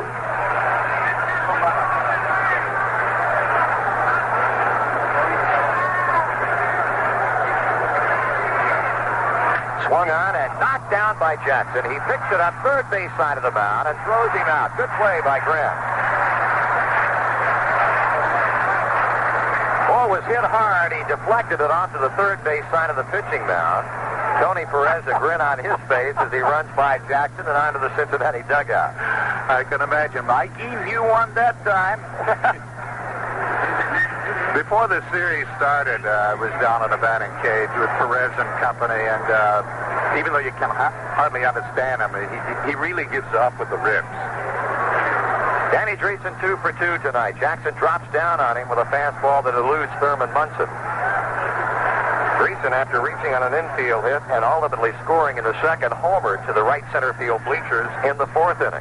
Strike is called. And he remains the only designated hitter in the history of the National League. He was not replaced by Bailey. Ball bouncing up there. Munson playing it on the hot ball, 2-1. So the Cincinnati offense has quieted down considerably after doing all of its damage against starter Doc Ellis. Ball 3. Jackson having trouble with a left-handed batter. Danny Driessen with a count of 3-1 and Foster on deck. We're in the top of the sixth inning. The Reds lead the Yankees by 3. Jackson collecting his thoughts, bends at the waist to get the sign, and comes with a pitch. Swung on, fly ball, right center, Rivers in. He'll not be able to play it. He short hopped the ball, and here comes Driessen to second. He's going to be safe. Close play at second base as Jim Mason took Mickey Rivers' throw, and Danny Driessen will be credited with a 2-base hit. Mickey Rivers is not supposed to have an arm, but twice in this series his throws have been right on the money, but not with the velocity required to nip the man. A throw to the plate, he was beaten, and now a throw to second. Had he had a little more muscle, you remember he had hurt his shoulder in the latter part of the year, and he's not been able to throw as well as he usually does. But that was just an eyelash away from catching that man at second. Well, the Reds felt like they could run not only on Mickey Rivers, but also on Roy White and just about anybody else that Billy Martin sent to the Yankee outfield, and so far, that scouting report has been most accurate. And attention, Sparky Anderson, the designated hitter that you don't like, has got 3 hits tonight. That he does. It is many times up. Here's George Foster. Foster is 1 for 2, a double to knock home a run, and robbed of a base hit on the play by Randolph his last time up. Now, as Jackson stretches, Foster, as he did so many times during the season, steps out on the pitcher.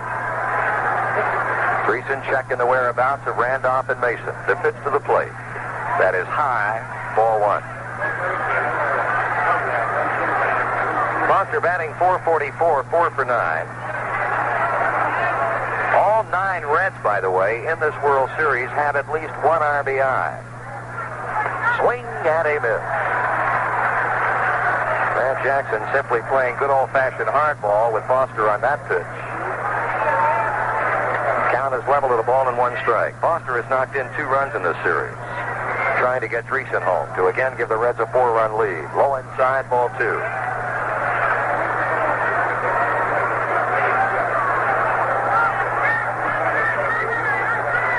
Foster getting a firm toe hold with that back right foot.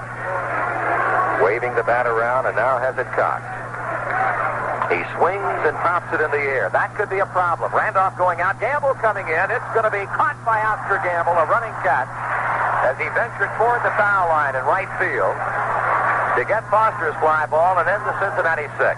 No runs, 1 hit, 1 left. We played 5 1/2. It remains the Reds 4, the Yankees 1. After the 6th inning here at Yankee Stadium, Marty Brenneman and Win Elliott as the Yankees come to bat, trailing 4-1. Young Pat Zachry has held them in check with just 4 hits in the first 5 at-bats for the Yankees, whereas a combination of Yankee pitchers, Doc Ellis and Brad Jackson, have given up 8. Despite the 3-run lead by Cincinnati, they have not dominated the game as such. They got 3 runs in the second inning very quickly with 4 hits. Then a home run by Driessen accounted for all 4 of their runs. The Yankees have threatened twice in addition to getting their run.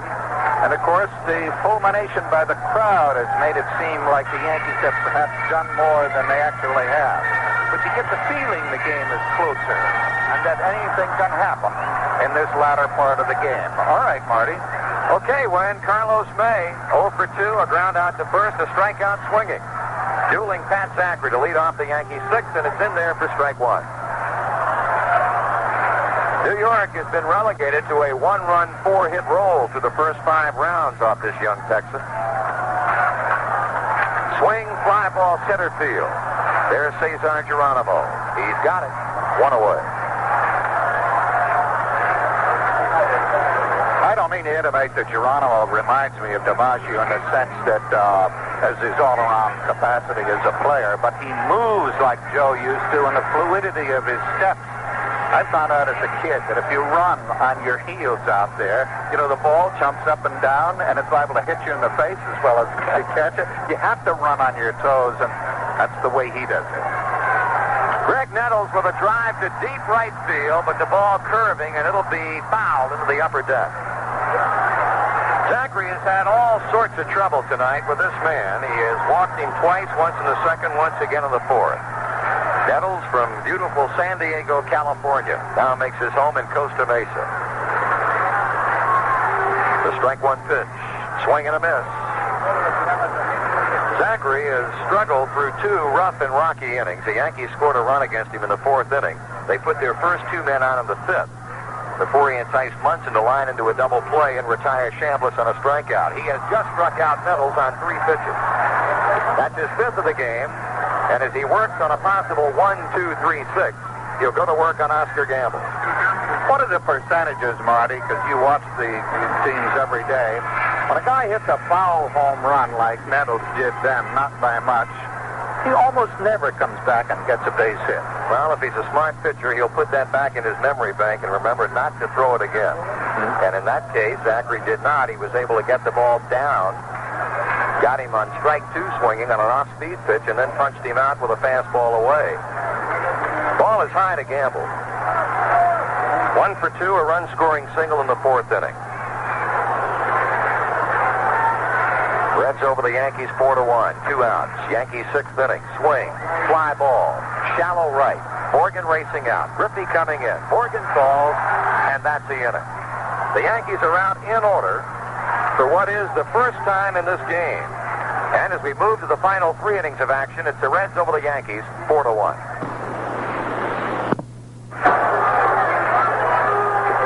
Proving that the exception proves the rule, if I may be redundant, the next batter up, Johnny Bench, was a guy who hit a foul home run. I think it was in 1972 in the National League playoffs against the Pirates. The most exciting moment, which he said in his career, he hit a foul home run against the Pirates. Remember, he told a story that his mother was in the first row and said, "Get one, will you, Johnny?" And he said, "I wish it was that easy." On the next pitch, he straightened it out and tied up the National League playoffs, much as he did against the Philadelphia Phillies just the other day. And this is Johnny Bench, Marty. He's riding a hot bat win, 2 for 2 tonight. Grant Jackson comes with that curve change that misses low. Bench had an infield hit in the second inning, and then lined a single to right in the fourth, and was promptly thrown out stealing. 2 balls and no strikes. He's had his physical problems this year, hasn't he, Marty? Well, it's pretty much a carryover from what he had last year. He had shoulder surgery in Oklahoma City at the end of last season. Strike is called to him. And Ted Kluszewski, the Reds batting instructor, says that the bad habits that Bench fell into as a result of that problem shoulder last year, he was not able to get out of this season. 2-2 on a swinging strike, but I'll tell you, Sparky Henderson predicted that he would have a fine playoff and a fine World Series, and the man has proven to be a prophet in the case of Johnny Bench, because he is swinging a hot bat for Cincinnati. Is that angry-looking red welt on his left shoulder? Yes. Jackson is even with him at 2-2. Taking a long time to get Munson signed, now delivers, and Bench stays alive with a foul back. Nobody has scored since the fourth inning when Driessen played long ball for Cincinnati and the Yankees came back to get a run. We're in the top of the seventh inning. Doc Ellis started for New York, was relieved by Jackson in the fourth. And the 2-2 pitch is coming. That's low. Oh, we talked about the temperature earlier. They say it's gone up a degree or so. It's now at 50 degrees here in New York City. I think partly because of the Yankee fans. Payoff pitch. Here's a high fly ball, but full foul into the upper deck along the third base side.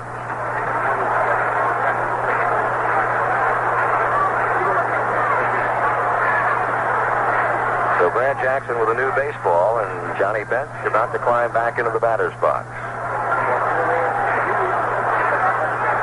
Young man who has made the town of Binger, Oklahoma, nationally famous.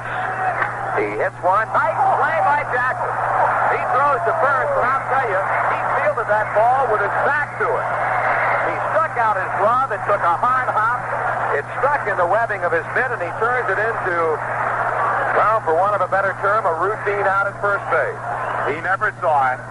He never saw it. He just had that glove behind him, just below his posterior, as he was ducking to his right, and the ball stuck in the webbing of his glove, and he turned around and said, "How do you do?" And he threw it over to first base. He deprives Johnny Bench of what would have been a continuing perfect night at the plate. This pitch, a breaking ball that goes off Munson's glove, and it's ball one on Geronimo. Geronimo with a couple of nicknames on the Cincinnati club, the Chief, in reference to his last name, and they also referred to him as Tony Blake. Call strike. Tony Blake, the magician of TV fame. Bill Bixby played the role a couple of years back, and that's for his innate ability to get base hits anywhere between the white chalk lines. You'll go to left field on you, right field on you. There is no area that is untouched by a Geronimo baseball. And he has a ball in center field wherever it goes, too. He's one of the best fielders in the game. He's behind at 1-2. Breaking ball inside. One out in the Cincinnati seventh inning. Geronimo hitless and 2 times up in the game. Swings and fouls. In the series, he's 1 for 7. Has an RBI.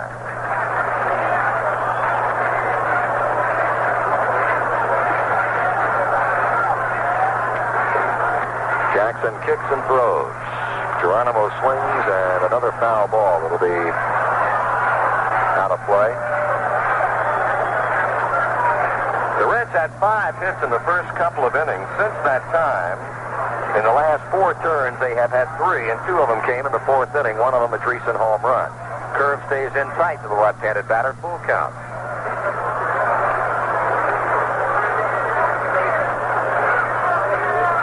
So Doc Ellis was not able to do it, but Grant Jackson has. The 3-2 pitch. Struck him out swinging with a good fastball. Jackson has his third. And the 2-out hitter will be David Concepcion. He singled a knock in a run in the second. He struck out swinging against Jackson in the 5th. I thought I was right. Geronimo came to this club along with Joe Morgan in that trade to Houston. Ball 1. You had Jack Billingham, Joe Morgan, Cesar Geronimo, Ed Armbruster, and Dennis Menke. For Tommy Helms and Lee May. Foul is out of here. Flying down the right field line. 1-1. One of the biggest trades, I guess you could say, win of all time in terms of putting everything together. The missing ingredients, that's when the Reds took off. Geronimo actually was a throw-in of the deal. Jackson with a 1-1 pitch. Concepcion started to go, but held up, and it's ball 2. The Yankees have pulled off some pretty good trades that have made this club from the Angels. They got Figueroa and their center fielder Rivers. That will be played in center field as Rivers races back. He camps under it, and Grant Jackson has done it again. The Reds are out in order. No runs, no hits, nobody left on. We move to the New York 7. The Reds 4, the Yankees 1. Every mile you drive with an inefficient, dirty carburetor can cost you money. New Bardo fuel system treatment can help clean up your dirty carburetor. There's more to the story than that. Listen. Sounds awful, right? Intake valve deposits may be causing loss of power and even damaged valves. Bardo fuel system treatment helps prevent intake valve deposit buildup. It may save you a trip to the repair shop. Winter weather can lead to an iced-up carburetor and cause your car to stall. Bardo fuel system treatment can help prevent carburetor icing and could save you from a walk in the cold. Here's the best part.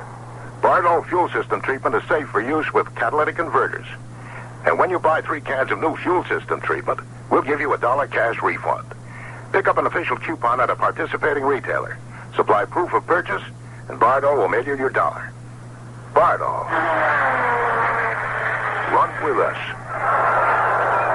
Well, Grant Jackson has done his job as a relief pitcher as he's come in here for the Yankees. In 3 1/3 innings, he's only given up a single hit and no runs. And a magnificent play on Johnny Bench in the last inning when he stabbed backhanded without seeing it. In fact, after he made the stop, they looked at the ball, looked at his glove sort of unbelievingly, saw he had it and threw him out. Now that Jackson has held the Reds, the Yankee fans on their feet in this last half for what they hope will be the 7th inning. They trail 4-1. Marty? Okay, here's Willie Randolph as the Yankee fans have taken the traditional 7th inning stretch. Randolph is 0 for 2. A fly ball left, a pop out and foul ground, collared by Johnny Bench. Call strike on the outside corner. Rose is in on the grass at third base.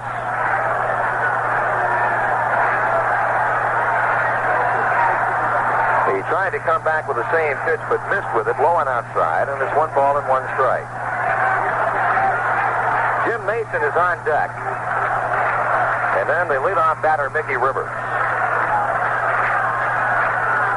Well, he fooled him with that pitch up and in, and Randolph more or less swung at it in self-defense and fouls it back of the Yankee dugout. Zachry has given up 4 hits. He has struck out 5. He has walked 4. And he's ahead of the second baseman Randolph at 1 and 2.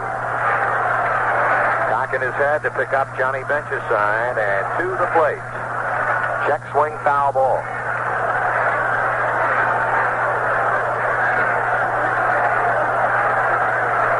You cannot like the Yankee chances very much if they go down in defeat tonight. And they're trailing by 3 runs in the 7th. He struck him out. Randolph started around, trying to hold up, but committed himself. And Zachry now showing signs of gaining a second win. He has retired 6 batters in a row since the 5th inning walk to Roy White.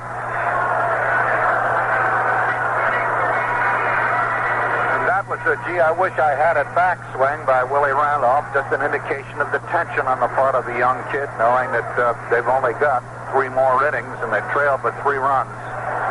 Facing an equally young Pat Zachry, just 24. And Pat has done his job, at least so far. Held him to 4 hits and 1 run. And just as soon as it seems as though the Yankee crowd is going to get him up, he brings him down to earth.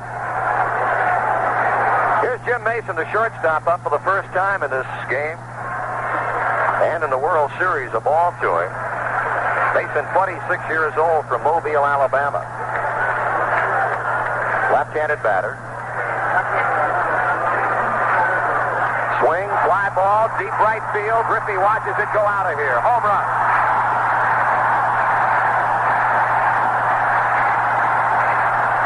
Well, that may well be the biggest thrill in this young man's major league career. A World Series home run, a line drive to the lower deck and right field, and it's 4-2.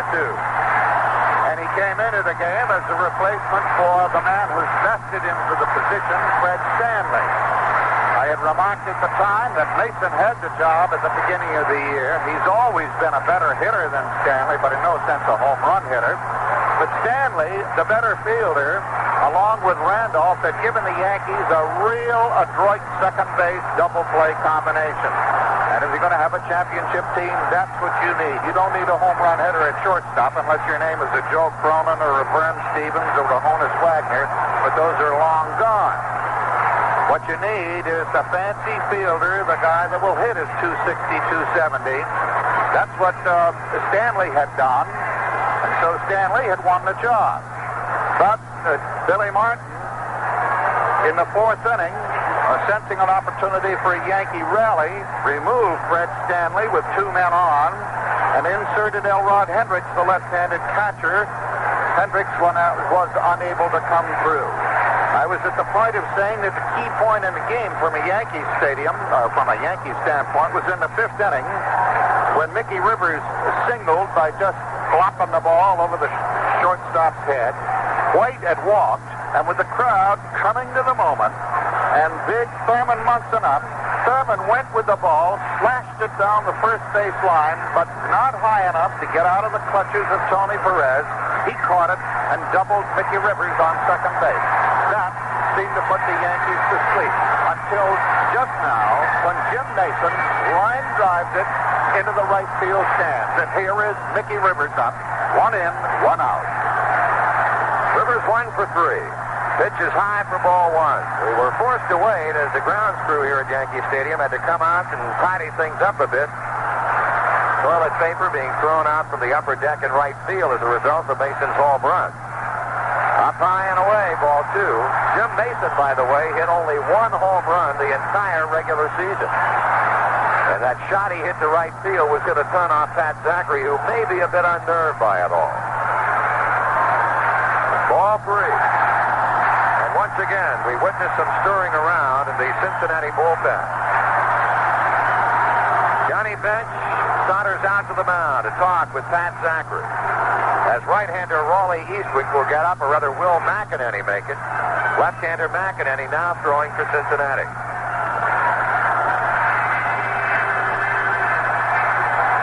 How quickly the complexion can change in this national pastime called baseball. In the opening of this inning, the crowd came to its feet as the young Willie Randolph came to the bat. He couldn't restrain his eagerness, and he shoulder struck at a third strike. And so it seemed like the inning as it started might end. But then Jim Mason with 1 whack has put the Yanks back in. They trail 4-2. And Mickey Rivers is on. He gets a walk.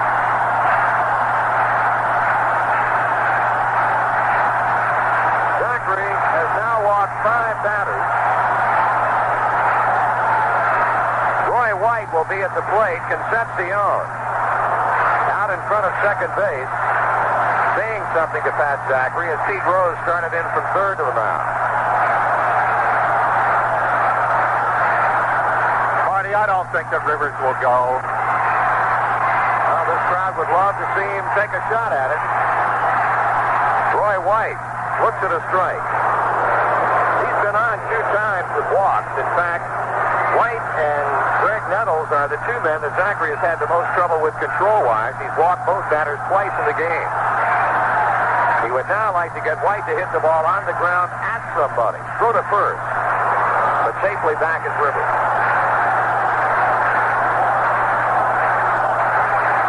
Cincinnati 4, the Yankees 2 in the bottom of the 7th inning. The 0-1 pitch to White, a check swing ground ball. Rose comes up throwing to second base, and that's all they're going to get, the force out on Mickey Rivers. Rose with a nice play on his glove side, the ball was hit. But a not-so-hot throw to second base. It was high and came very close to pulling Morgan off the bag.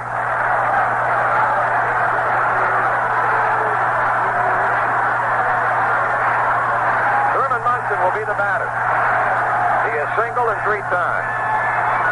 And all the while, Will McEnany continues to get ready in the Cincinnati bullpen. With an opportunity to tie the game up in the 5th inning, Munson hit the ball to right, was not quite high enough to elude Perez, and it turned into an almost heartbreaking double play against the Yankees. He can tie it up again. That's if he loses the ball. Big, strong, right-handed batting Thurman Munson watches a pitch go low for a ball. Zachry is in the 7th inning. And now Pedro Bourbon, a right-hander, is once again teaming up with McEnany in that Reds bullpen. 1-0 the count on Munson with the pitch on the way. Check swing, ball 2. Well, you, of course, can speculate. Should he lose Munson, will Sparky Anderson go down and bring on McEnany to face Chris Chambliss? Zachry has had pretty good success against the left-handed batter tonight, and that Chambliss has had a base hit off of him, but in his other 2 plate appearances, Zachry has struck him out. And Chambliss has had very good success against left-handed pitchers, Marty. Something that Sparky Anderson knows all too well. The 2-0 delivery to Munson. He swings and he fouls it outside of first base, but Perez will not have a play. Munson 3 hits 11 times, all singles in this World Series, and RBI, batting .273. Yankees have scored in the inning. A one-out home run to right field by Jim Mason. That was followed by a base on balls to Rivers, but White hit into a force out at second. Roy White, the base runner. Munson, a line drive hit to right field. Ball takes a big hop off the natural grass, and Griffey plays it. And here comes Sparky Anderson. And if you think one picture is worth 1,000 words, listen.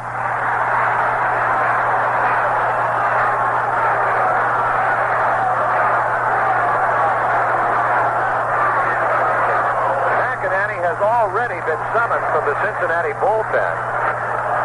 And Pat Zachry, who is trying to become the first National League pitcher to go the distance in a World Series game since Steve Blass of Pittsburgh turned the trick against the Baltimore Orioles in 1971, cannot do it.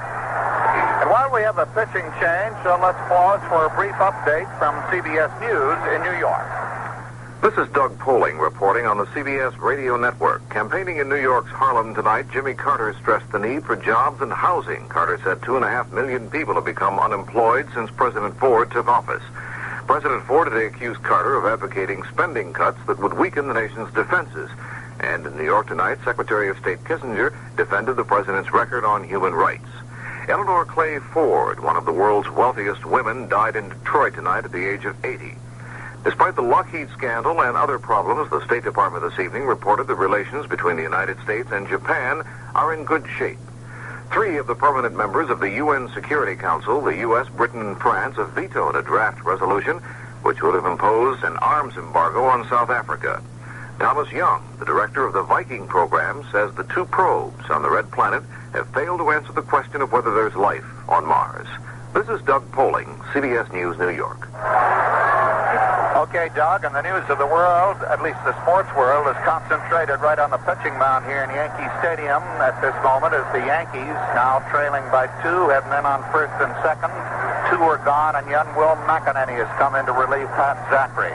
McEnany, one of the 2 put-down twins of last year's champions, he and Eastwick were almost automatic firemen as the Cincinnati Reds marched to their championship last year. Eastwick still in good form. McEnany, as I understand it, Marty, somewhat of a disappointment this year. Didn't have quite the magic. Had quite a healthy ERA, 4.27 or something. And his record, as I read it, was 1-4. What was it actually? Well, he was a kid that had a whole lot of trouble in 1976 when, and it was, I guess you could say, a humbling year for Will McEnany. His record was 2 wins and 6 losses with a 488 earned run average after a magnificent season, as you pointed out, in 1975. He and Raleigh Eastwick were indeed the Gold Dust twins for Cincinnati out of that bullpen. A young man from Springfield, Ohio, which is very close to Cincinnati, and a young man who pitched very well in the World Series against Boston last year in 5 appearances. He had a 270 earned run average with 1 save. He saved that 7th game, and now in a pressure cooker situation.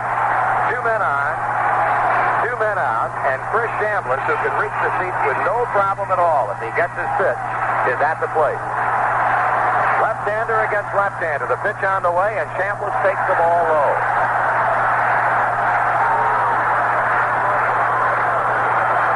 Roy White, the lead runner. Thurman Munson at first base. Chambliss grounds one to Perez. That should be the inning. He leads McEnany, who takes the throw and taps the bag. So Will McEnany enters the game and throws 2 pitches. He retires Chambliss, and the Yankees' 7th is history. 1 run, 2 hits with 2 men stranded. And after 7 full, the Reds 4, the Yankees 2. Now you can have a phone in just about every room without waiting or paying for installation. Hi, Pat Summerall to tell you how. True Value Hardware stores offer phone extension cords, jacks, and plugs from Pacific Electric Cord. Attach them to your phone and walls, and you can carry the phone from room to room for greater privacy and for greater convenience. It's almost like having a phone in every room. True Value Hardware stores offer plugs that fit any standard phone, and jacks you can mount on a wall and attach to incoming lines.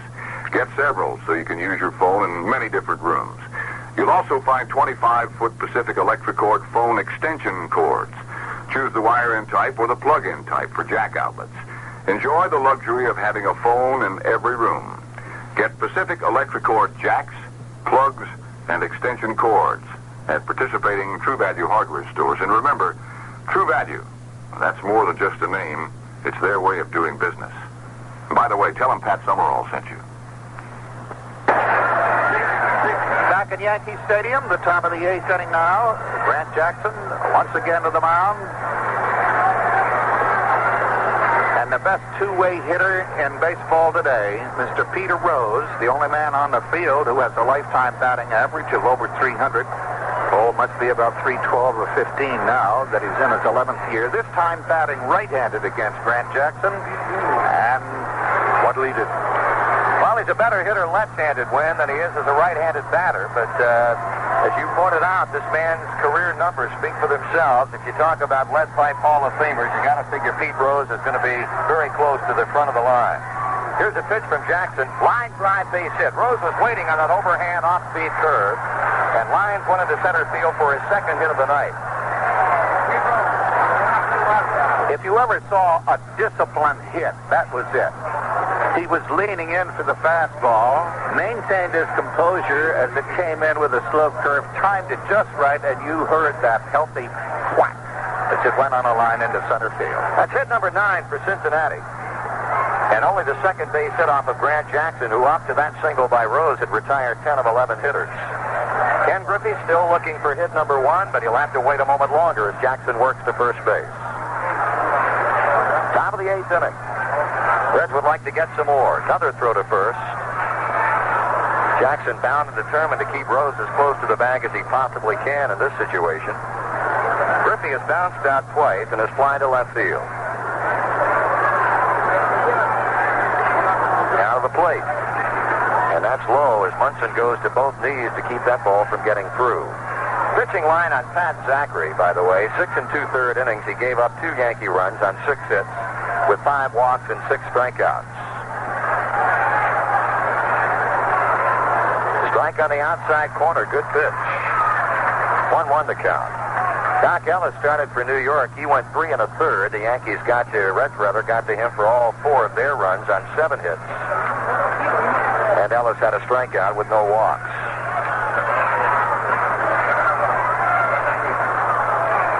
Griffey tries to bunt his way aboard. Throw to first. They didn't get it. Munson a good quick snap throw, and Rose had to come in the side door. Slid back head first on the right field side and just eluded Chris Chambliss' glove.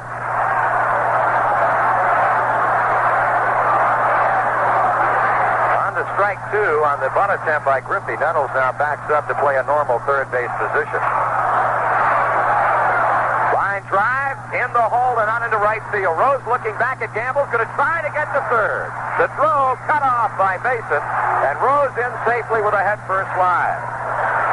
So the Cincinnati Reds are knocking on the door here in the 8th inning with runners on the corners and nobody out for Joe Morgan as Sparky Lyle and Dick Tidrow begin to loosen up for New York.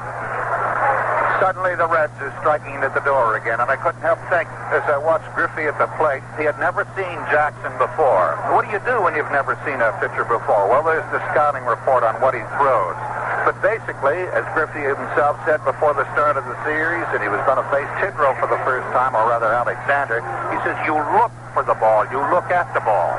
Well, if a guy is throwing a fastball 90 miles an hour, do you know how much time you have to see the ball? Listen.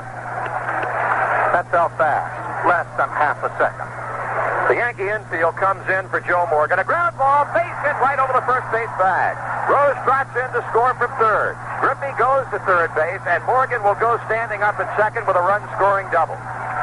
Cincinnati has added a run on 3 consecutive 8th-inning hits to bring about the ouster of Grant Jackson as Billy Martin makes a slow walk toward the mound and apparently is talking with Chris Chambliss about, I would imagine, whether or not he thought the ball was fair or foul. Oh, it went right over the bag. I don't think there was any question about it. And as I was explaining what a batter does when he has never seen a pitcher before, he looks for the ball. Prior to this inning, Grant Jackson held them in command, had given up but 1 hit. But the Reds started seeing things. They kept pecking away, and in this particular inning, what they saw must have been about as big as a grapefruit, because on 3 swings, 3 hits, Pete Rose, waiting on a slow-breaking curve, smashes on a dead line into center field. Then Ken Griffey, a line drive into right field with Rose belly bumping into third base. And then Joe Morgan, a line shot on the ground, that is, a bouncer with plenty of speed over the base, trickling out into right field, and now men on second and third, which again has brought a pitching change for the New York Yankees. This is the third of the night. The Yankees, somewhat quenched in spirit, I would think, at the moment, after having drawn within 2 runs of the world's champions, now again find themselves trailing by 3. Nobody out in this top of the 8th inning, and men on first and third. Well, what can you say? You can say that there's action aplenty here at Yankee Stadium, and of course there's plenty of sports action here on CBS Radio the year round, with postseason football next on the CBS Radio agenda. There's Masters Golf and Racing's Triple Crown in the spring, and more baseball next summer and fall. Year-round sports, a feature on these CBS Radio Network stations. And as Marty had anticipated, it's Dick Tidrow, number 19, coming in from the Yankee bullpen. And he will face the rampaging Reds. Tidrow, along with Jackson, had been the stalwart relievers for the Yankees in the latter half of the season, even replacing the ubiquitous Sparky Lyle, who at the start of the season was presumed to be the mainstay of the relief corps for the Yankees. But Tidrow, from Cleveland, although he started fairly regularly in the early part of the year, with Doc Ellis coming on, Tidrow went to the bullpen, and it was he from the right side and Jackson from the left side who maintained the big Yankee lead that they had posted halfway through. The Yankees, one of the few teams in baseball during this past year who didn't really have a consequential losing streak. He was on the money, as was the club almost all year. But now, it's a different day or a different night. They're playing a team from a different league, a club whose batting order is just as strong if you looked in the mirror as you do looking at head-on. Doesn't make any difference. The bottom guy, Geronimo, batted .308. And as Marty explained, he's the joke on the team insofar he seems to needle his hits. You can sow them wherever there is an empty spot on the diamond. And the Reds have struck quickly, as they did in the second inning. With 4 hits and 3 runs, they now have 3 straight hits. They have 1 in and 2 in scoring position. And it doesn't really make any difference who's coming to the plate. The man on second was last year's MVP, whom they gave 4 balls intentionally just the other night, but all they did was bring up the leading RBI man in the Reds' history, and that's he at the plate now. Tony Perez is the name of the man, and the Yankee infield is really pulled in now as Tidrow sends it in, and Perez takes a breaking ball. Ball 1. Tidrow had a losing record, but that doesn't tell the story. He was 4-5 with a .263 earned run average. He was in 11 game-saving situations and chalked up 10 saves. Fouled out of play by Perez. You can't do much better than that. 10 out of 11 times he saved ball games for New York. But in a very unenviable spot right now, with Griffey at third, Morgan in second, 2 guys who can really run. And with the defense playing in insofar as the infield is concerned, Perez waits on the 1-1 pitch. The Reds now lead it 5-2 with none out and can break this game wide open here in the 8th inning. That's swung on and fouled again as Perez went after a pitch down and away. So Dick Tidrow, wearing number 19 on the New York Yankee pinstripe, has his work cut out for him, because after Perez, you've got a man who will be coming up that's working on a 3-for-3 night, and Danny Driessen. Perez back in the batter's box as Tidrow toes the rubber and checks in with Munson. The pause and the pitch. Ground ball hit to short. They're going to come to the plate. Now they've got Griffey caught on a rundown. Back it goes. They tag no play at third on Morgan. Now they run Griffey back toward third, and Munson tags him out. Well, a very, very heads-up play by Greg Nettles. He couldn't pull it off. But had he been able to get Morgan sliding into third, the Yankees had themselves set up for a double play. Morgan was safe at third, but they ultimately got Griffey in the rundown with Perez going all the way to second base. And if you're scoring the play, like play-by-play announcers usually say, that went from 6 to 1 to 5 to 1. And Griffey went to the bench. In the meantime, of course, Perez, nobody paying any attention to him, went to second base. So the only change that's been in the situation is men on second, third, but now there's one out. It's Danny Driessen who will get the intentional walk. A left-handed batter. That will fill the bases with Reds and mean that Tidrow will be pitching to right-handed batting George Foster. Make that 6-2 to 5-2. Munson with a tag out of Ken Griffey. And so Tidrow has gotten a big out as he gets Perez to hit the ball on the ground directly at the drawn-in shortstop Jim Mason. Driessen waiting on intentionally thrown ball 4, and there it is. I said 6 to 1 to 5 to 1, but of course I said that's what baseball announcers say. Of course, the catcher is number 2.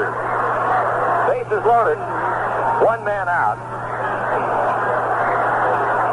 You'll have Nettles, Mason, and Randolph playing at double play depth, while Chris Chambliss will play inside the runner at first base, Driessen.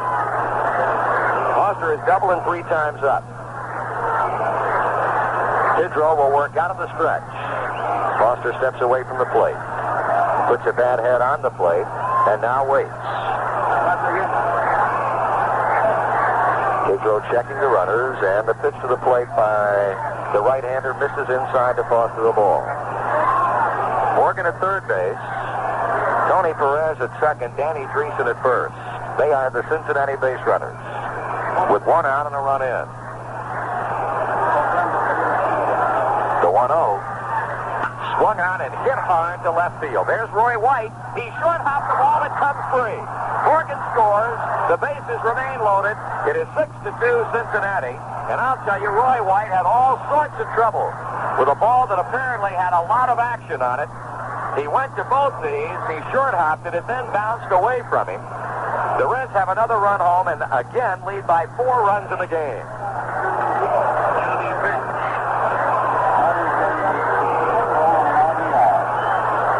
They give Perez a run-scoring single.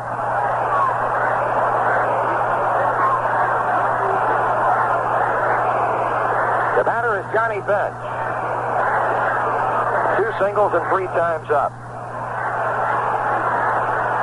He swings, it bounces 1 to third. Nettles will step on third and go across to Chambliss, who digs it out to get the double play. Nice play by Chris Chambliss.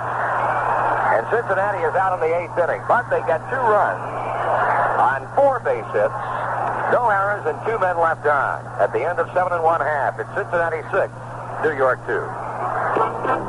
Here comes the king, here comes the big number 1. But why the beer, the king is second to none. Just say Budweiser, you said it all. Here comes the king of beer, so long you have to hear the call. Budweiser beer's the one that's leading the rest. And before aging makes it beer out of there. When you say Bud, one taste will tell you so loud and clear. There's only one Budweiser beer. There's only one Budweiser beer. When you say Bud, there's nothing left you can say. When you say Bud, the king is right on his way. When you say Bud, the king is calling. Let's hear the call. When you say Bud, you said it all. When you say Bud, you said it all. Anheuser-Busch, St. Louis, Missouri. Last of the 8th inning, the Reds 6, the Yankees 2. Let's pause 10 seconds for station identification. Catch the latest scores with Ray Geraci's Weekend Sports on News 78 WBBM Chicago.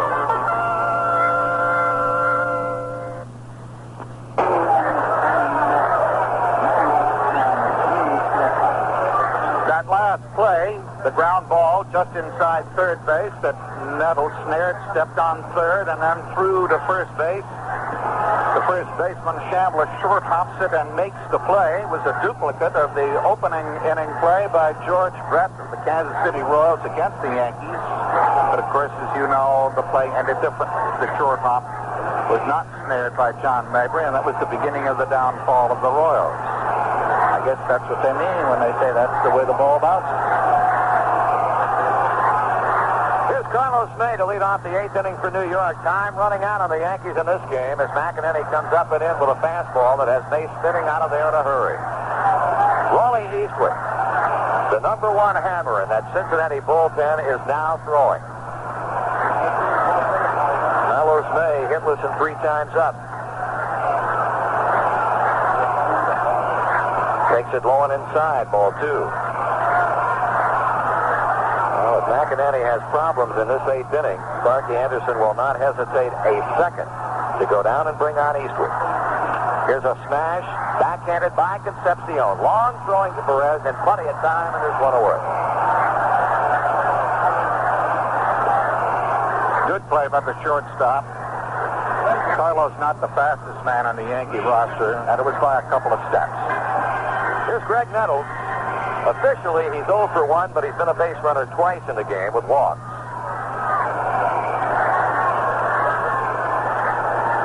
He is jammed on the pitch and will send a foul pop out of play directly back of the plate.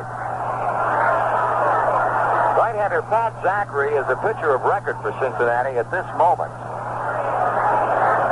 And you've got to go back a few years to find the last rookie pitcher to start and win a World Series game. 1 ball and 1 strike to Nettles. That pitcher was New York Mets Gary Gentry, who on the 14th of October 1969 chopped up a World Series win over Baltimore. Breaking ball, a check swing foul, or was it? The ball got Johnny Bench. Did Nettles make contact? Apparently he did. Make it a count of a ball and 2 strikes. And the plate umpire, Billy Williams, is very gentlemanly, taking time rubbing up the ball, which will give Johnny a time to recover. Incidentally, you mentioned Gentry's win. Of course, that was the miracle year for the Mets, so it took a miracle for a rookie to win. With this year, with Zachry on his way to a win, you don't need a miracle when you got 8 guys out in the field like that. Not with the kind of thunder the Cincinnati club has. McEnany pitches. And this is with a delivery 2-2. The Reds at one time led 4-0. It was then 4-1, then 4-2. It is now again a 4-run advantage for the Reds at 6-2. Here's a smash to right field, but curving and foul. That's his second foul home run in successive times at bat. The previous time he struck out. Count is 2-2. Let's see what happens here. And he kicks and throws, and here's a hard smash fielded. Oh, it got off of Morgan. It rolls to foul ground in right field. Nettles will go to second base, and he is in flatted. Did not need to slide because Morgan and Griffey converged on the ball, and Joe Morgan very alertly indicating that third base had been left uncovered. Quickly got a throw into Concepcion as Foster came running in from left field to cover the bag in the event that Nettles had ideas. And Morgan was given an error on the play, even though to me it seemed like it was a bad hop at the last second that caught him up in the cradle of his arm. And the crowd, I think, seems to... No, they're not agreeing with me. They're just saluting Prunella that comes up, whose surname is Lou. And they go Lou, Lou, Lou, like they used to go Moose, Moose, Moose for Skowron. Skowron was a home run hitter for this Yankee aggregation, and they're hoping that Lou will do the same. He's pinch hitting for Oscar Gamble. Prunella from Tampa, Florida, the spring training home of the Cincinnati Reds. Right-handed batter with Nettles at second base on the 2-base error by Morgan. Prunella grounds 1 to shortstop. Nettles will go to third as Concepcion gets the out at first. 2 down.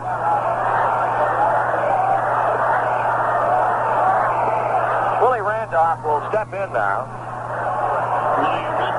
He's flied out, popped out, and struck out at 3 times. So Randolph in the series is 1 for 8. The Yankees have had but 6 hits. All off the starter Pat Zachry. McEnany came on in the 7th to get Chambliss to bounce out. And should the run come across here for New York, and the person of Nettles at third, it would go down as an unearned run, but a run nevertheless. Swing and a miss. 6 runs, 12 hits, 2 errors for Cincinnati. 2 runs, half a dozen hits, and errorless baseball for the hometown team.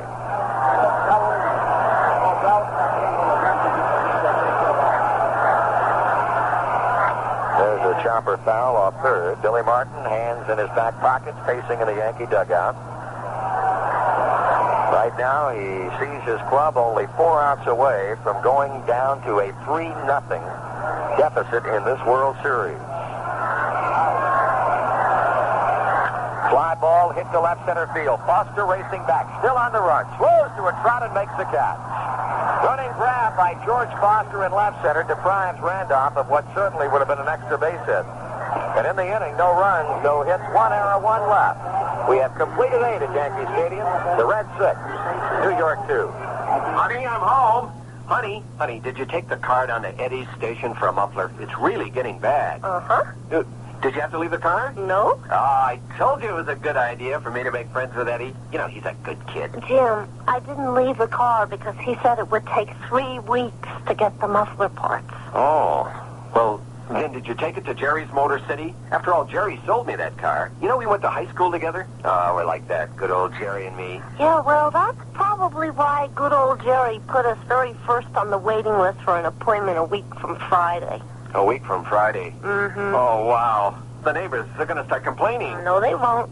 They won't? No, after Eddie's and Jerry's, I took the car to Midas. I was in and out in 30 minutes with a new muffler. When you're in a hurry, nobody's faster than Midas. We've built a business for people who can't wait. For mufflers or shocks, come to Midas. We're specialists. We have to do a better job. And a faster job, too.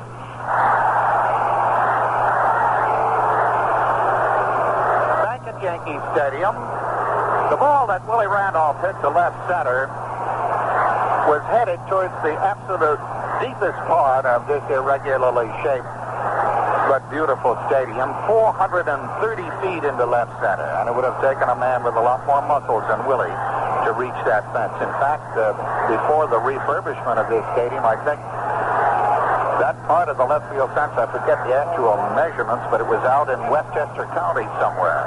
And I don't think anybody ever really lost the ball. Jimmy Fox hit one in the left field once, Marty, that went way up in the second deck, landed halfway up. Nobody in history has ever hit a ball out of Yankee Stadium. Hey, Don Geronimo for openers in the Cincinnati 9th inning at 6-2 Reds, and Tidrow, the right-hander, starts him out with a fastball down and outside. Change for the Yankees in right field now. Lou Piniella, he's replaced Oscar Gamble after hitting for Gamble in the 8th inning. 2-0. Geronimo without a hit in 3 times, but he's batted home a run and reaching on a fielder's choice in the 2nd and scores. That was a jam job that has Geronimo popping it up and into the seats behind the Cincinnati dugout. If you're thinking ahead to the New York Yankee 9th inning, think Jim Mason, Mickey Rivers, and Roy White, at least scheduled to bat. About 1/3 of the Yankee rooters are not thinking ahead. They've left the park. That they have. A lot of empty seats in Yankee Stadium. Right, line drive over third, base hit. Roy White waiting on the ball. Geronimo will hold at first base, and right there, Win, is an idea of what we were talking about earlier. This man, a left-handed batter, but he will go anywhere for a base hit. He has a beautiful inside-outside swing on those low outside balls, like Chambliss will do, or like a Mickey Rivers would do. Of course, it's a sign of a thinking hitter. That's the 13th hit in the game for Cincinnati, and that's a high water mark of this World Series to date. Davey Concepcion, he's had one of the 13 hits, a single that produced a run in inning number 2. He grounds one to third. Nettles turns on to Randolph. He turns it over to Chambliss. That's the double play. Anything down that third baseline, this year at any rate, turns out to be the surest out in the business. As Craig Nettles, well on his way to a Golden Glove as far as I'm concerned, was just a picture of defensive perfection as he started that double play. The man is absolutely money in the bank defensively. average hitter, never has been, but has always been noted for his power, and this year he led the heap with 32 big ones in the American League. Pete Rose is looking for his third hit. He was without one in the first two games, but has singled twice tonight. That pitch fooled him, a late swing and a foul back. He got a single as a left-hander and a single as a right-hander. Tidrow, the third Yankee pitcher. Ellis went 3 1/3. Grant Jackson went 3 1/3, giving up 4 hits, 3 strikeouts, 2 runs. Tidrow strike one pitch. Hit down the left field line, but it'll be out of play. Rose, who has been an outstanding postseason performer for Cincinnati, last year's MVP in the World Series against Boston, has had a slow bat coming around in his 1976 edition, but with 2 tonight, shows signs of coming out of it after a big series against Philadelphia. He's in a big 0-2 hole. Tidrow taking a lot of time. Now the wind and now the pitch. Check swing liner in and then out of the Cincinnati dugout. He almost got Big Ted Blazewski. Standing over by the Reds bat rack. Mr. Muscles, of course, was great in Cincinnati history, but as he himself will tell you, his greatest thrill was playing in a World Series, but for the Chicago White Sox. One of the all-time favorites in Cincinnati, boy. I'll tell you, the guy has had a long and glorious career with the Reds and is an outstanding batting instructor. Rose strikes out swinging. Tidrow has retired the Reds with rapid dispatch in the ninth inning, making 1-2-3. And as we go to the bottom of the ninth, the Yankees are 4 down. The Reds 6, New York 2. In all my life, never won a darn thing. Thought I was a born loser. Then I played budget rent-a-cars, I can't wait to win sweepstakes, and I won. Because every licensed driver wins. 2 first prizes of a new Chevrolet Caprice, all the way to terrific-looking T-shirt iron-ons. What'd I win? None of your business. Expires November 30th. No purchase necessary, void where prohibited. See our mail-in offer in national magazines. Rules are available at participating budget rent-a-car locations, where GM and other fine cars are featured. World Series time means cold weather and time to start piling up that firewood. It's an easy job with a Remington gas or electric chainsaw. Lightweight, powerful, and available in assorted sizes, they'll do just about any cutting job. So after the game, drop by your nearest Remington dealer and ask him to show you one of the many value-packed Remington chainsaws. A Mighty Mite gasoline starting at $104.95, or the popular Lehman Trim Electric for as low as $29.95. Cutting wood? Think about Remington, the chainsaw in a class by itself. When this last out has been registered in this 1976 version of the World Series, what's left for a baseball fan? Well, it can get heated up on the hot stove stuff. You want to know more about hot stove participation in baseball? Why don't you make plans for your season tickets for 77? All you need is a phone. Call any club's ticket department, and they'll put your tickets aside. Businesses will find their season tickets very useful for entertaining. Why not now? The preceding has been brought to you on behalf of Major League Baseball. Okay, Marty. Okay, Wynn, a pitch hitter for Jim Mason, who homered in the 7th inning. Right-handed batting Otto Velez against left-hander Will McEnany, who's on in the 9th inning now to try and nail it down. The first pitch is in for strike one call. Reds 6, Yankees 2. Velez batting .266 during the regular season with a couple of homers. Knocked in 10 runs. He swings and he misses.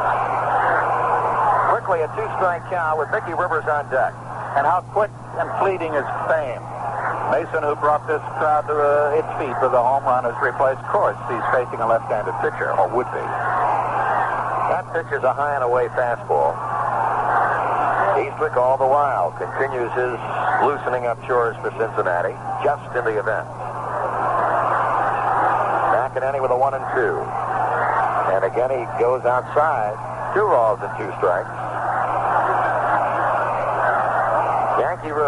Cincinnati relief pitching continues to be excellent in this World Series. First it was Bourbon Saturday, then Billingham Sunday, and now McEnany tonight as he has Velez swinging and fouling out of here. And prior to the series, there was no question that the Reds were the better hitting club, but the dope was that the Yankees had the better pitching. That has not been the case so far in this series, and of course the Reds pitching was underrated all year long. Here's ball 3. Anytime you win 102 games, I don't care how much thunder you have, the pitching has to play a part. The one thing that the Reds did not have, and have not had for a number of years, is a big, big hammer, a Seaver, or a Hunter, or a pitcher like this. 3-2 the count. He struck him out swinging. Actually, a foul tip that Johnny Bench hung on to. So McInerney, pitching very well tonight in relief of Pat Zachry, has punched down Otto Velez and will go to work on Mickey Rivers. Not to be unfair to Don Gullett on that staff. He has all the equipment and should have been the hammer, as you call him, but he's been hurt, and that has held him back. That is true, Wes. Rivers a base hit tonight. Looks at a strike occur. Has been on actually 3 times in the game. An error in the first inning got him aboard, a base hit in the 5th inning, and a walk in the 7th. Line drive, Morgan cannot get it. Firing into right field.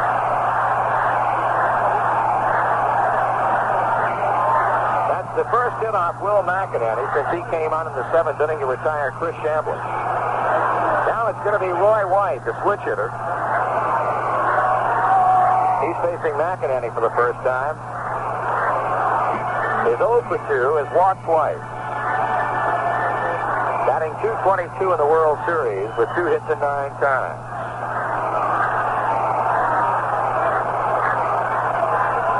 So Rivers takes the lead. McInerney looks that way and throws to the plate. White takes it low for ball 1.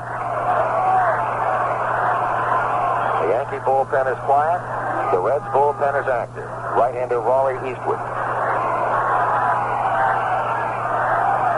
Swing and a pop-up. Maybe a play for Perez over down the far end of the Yankee dugout, and he has it. So 2 men out. And the Yankee hopes in his 3rd game now rest on the bat of catcher Thurman Munson. He will try and keep him alive.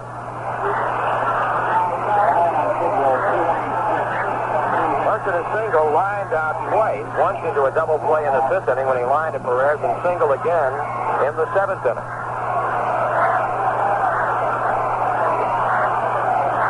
Munson adjusting his batting glove. McInerney waiting patiently on the mound as a burly Yankee catcher steps in for the 5th time in the game. 2 men out. Runner at first base, Rivers. The Yankees trail the Reds 6-2. McInerney looking around the spacious outfield grasses in Yankee Stadium, and now delivers. Munson shoots one to the right side of the infield. He has his 3rd hit as Rivers goes to 2nd and holds right there. So we come full cycle. With a 2-out wrong field hit by Munson, it brings up Chris Chambliss, the first man that McInerney faced back in the 7th inning when he got him to tap out meagerly. Perez to McInerney covering. For a right-handed power hitter, Thurman Munson has made himself into the best wrong field hitter in the league. Chambliss has had a hit tonight, and the pitch to him is taken down and away for ball 1. The Yankees by no means are giving up. They have had a lot of staying power in this World Series. They keep coming at you. And now Johnny Bench is out from behind the plate pointing out towards something in the outfield, and Sparky Anderson is coming out. I don't know whether there's something that appears to be wrong with Ken Griffey. Cesar Geronimo has gone over to look at him.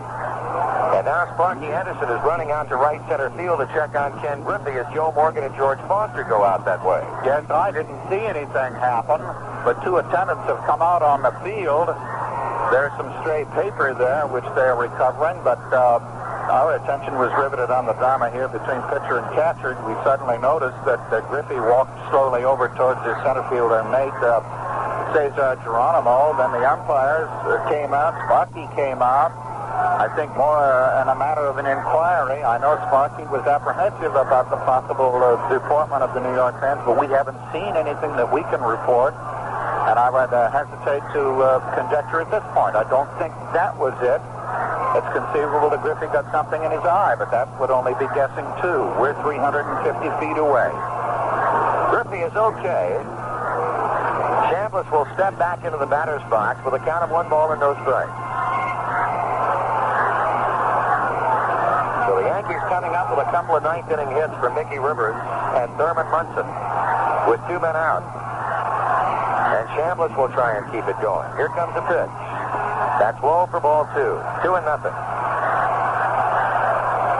Got another left-handed batter coming up after Chambliss, and that's the designated hitter, Carlos May. Ball strike. 2-1.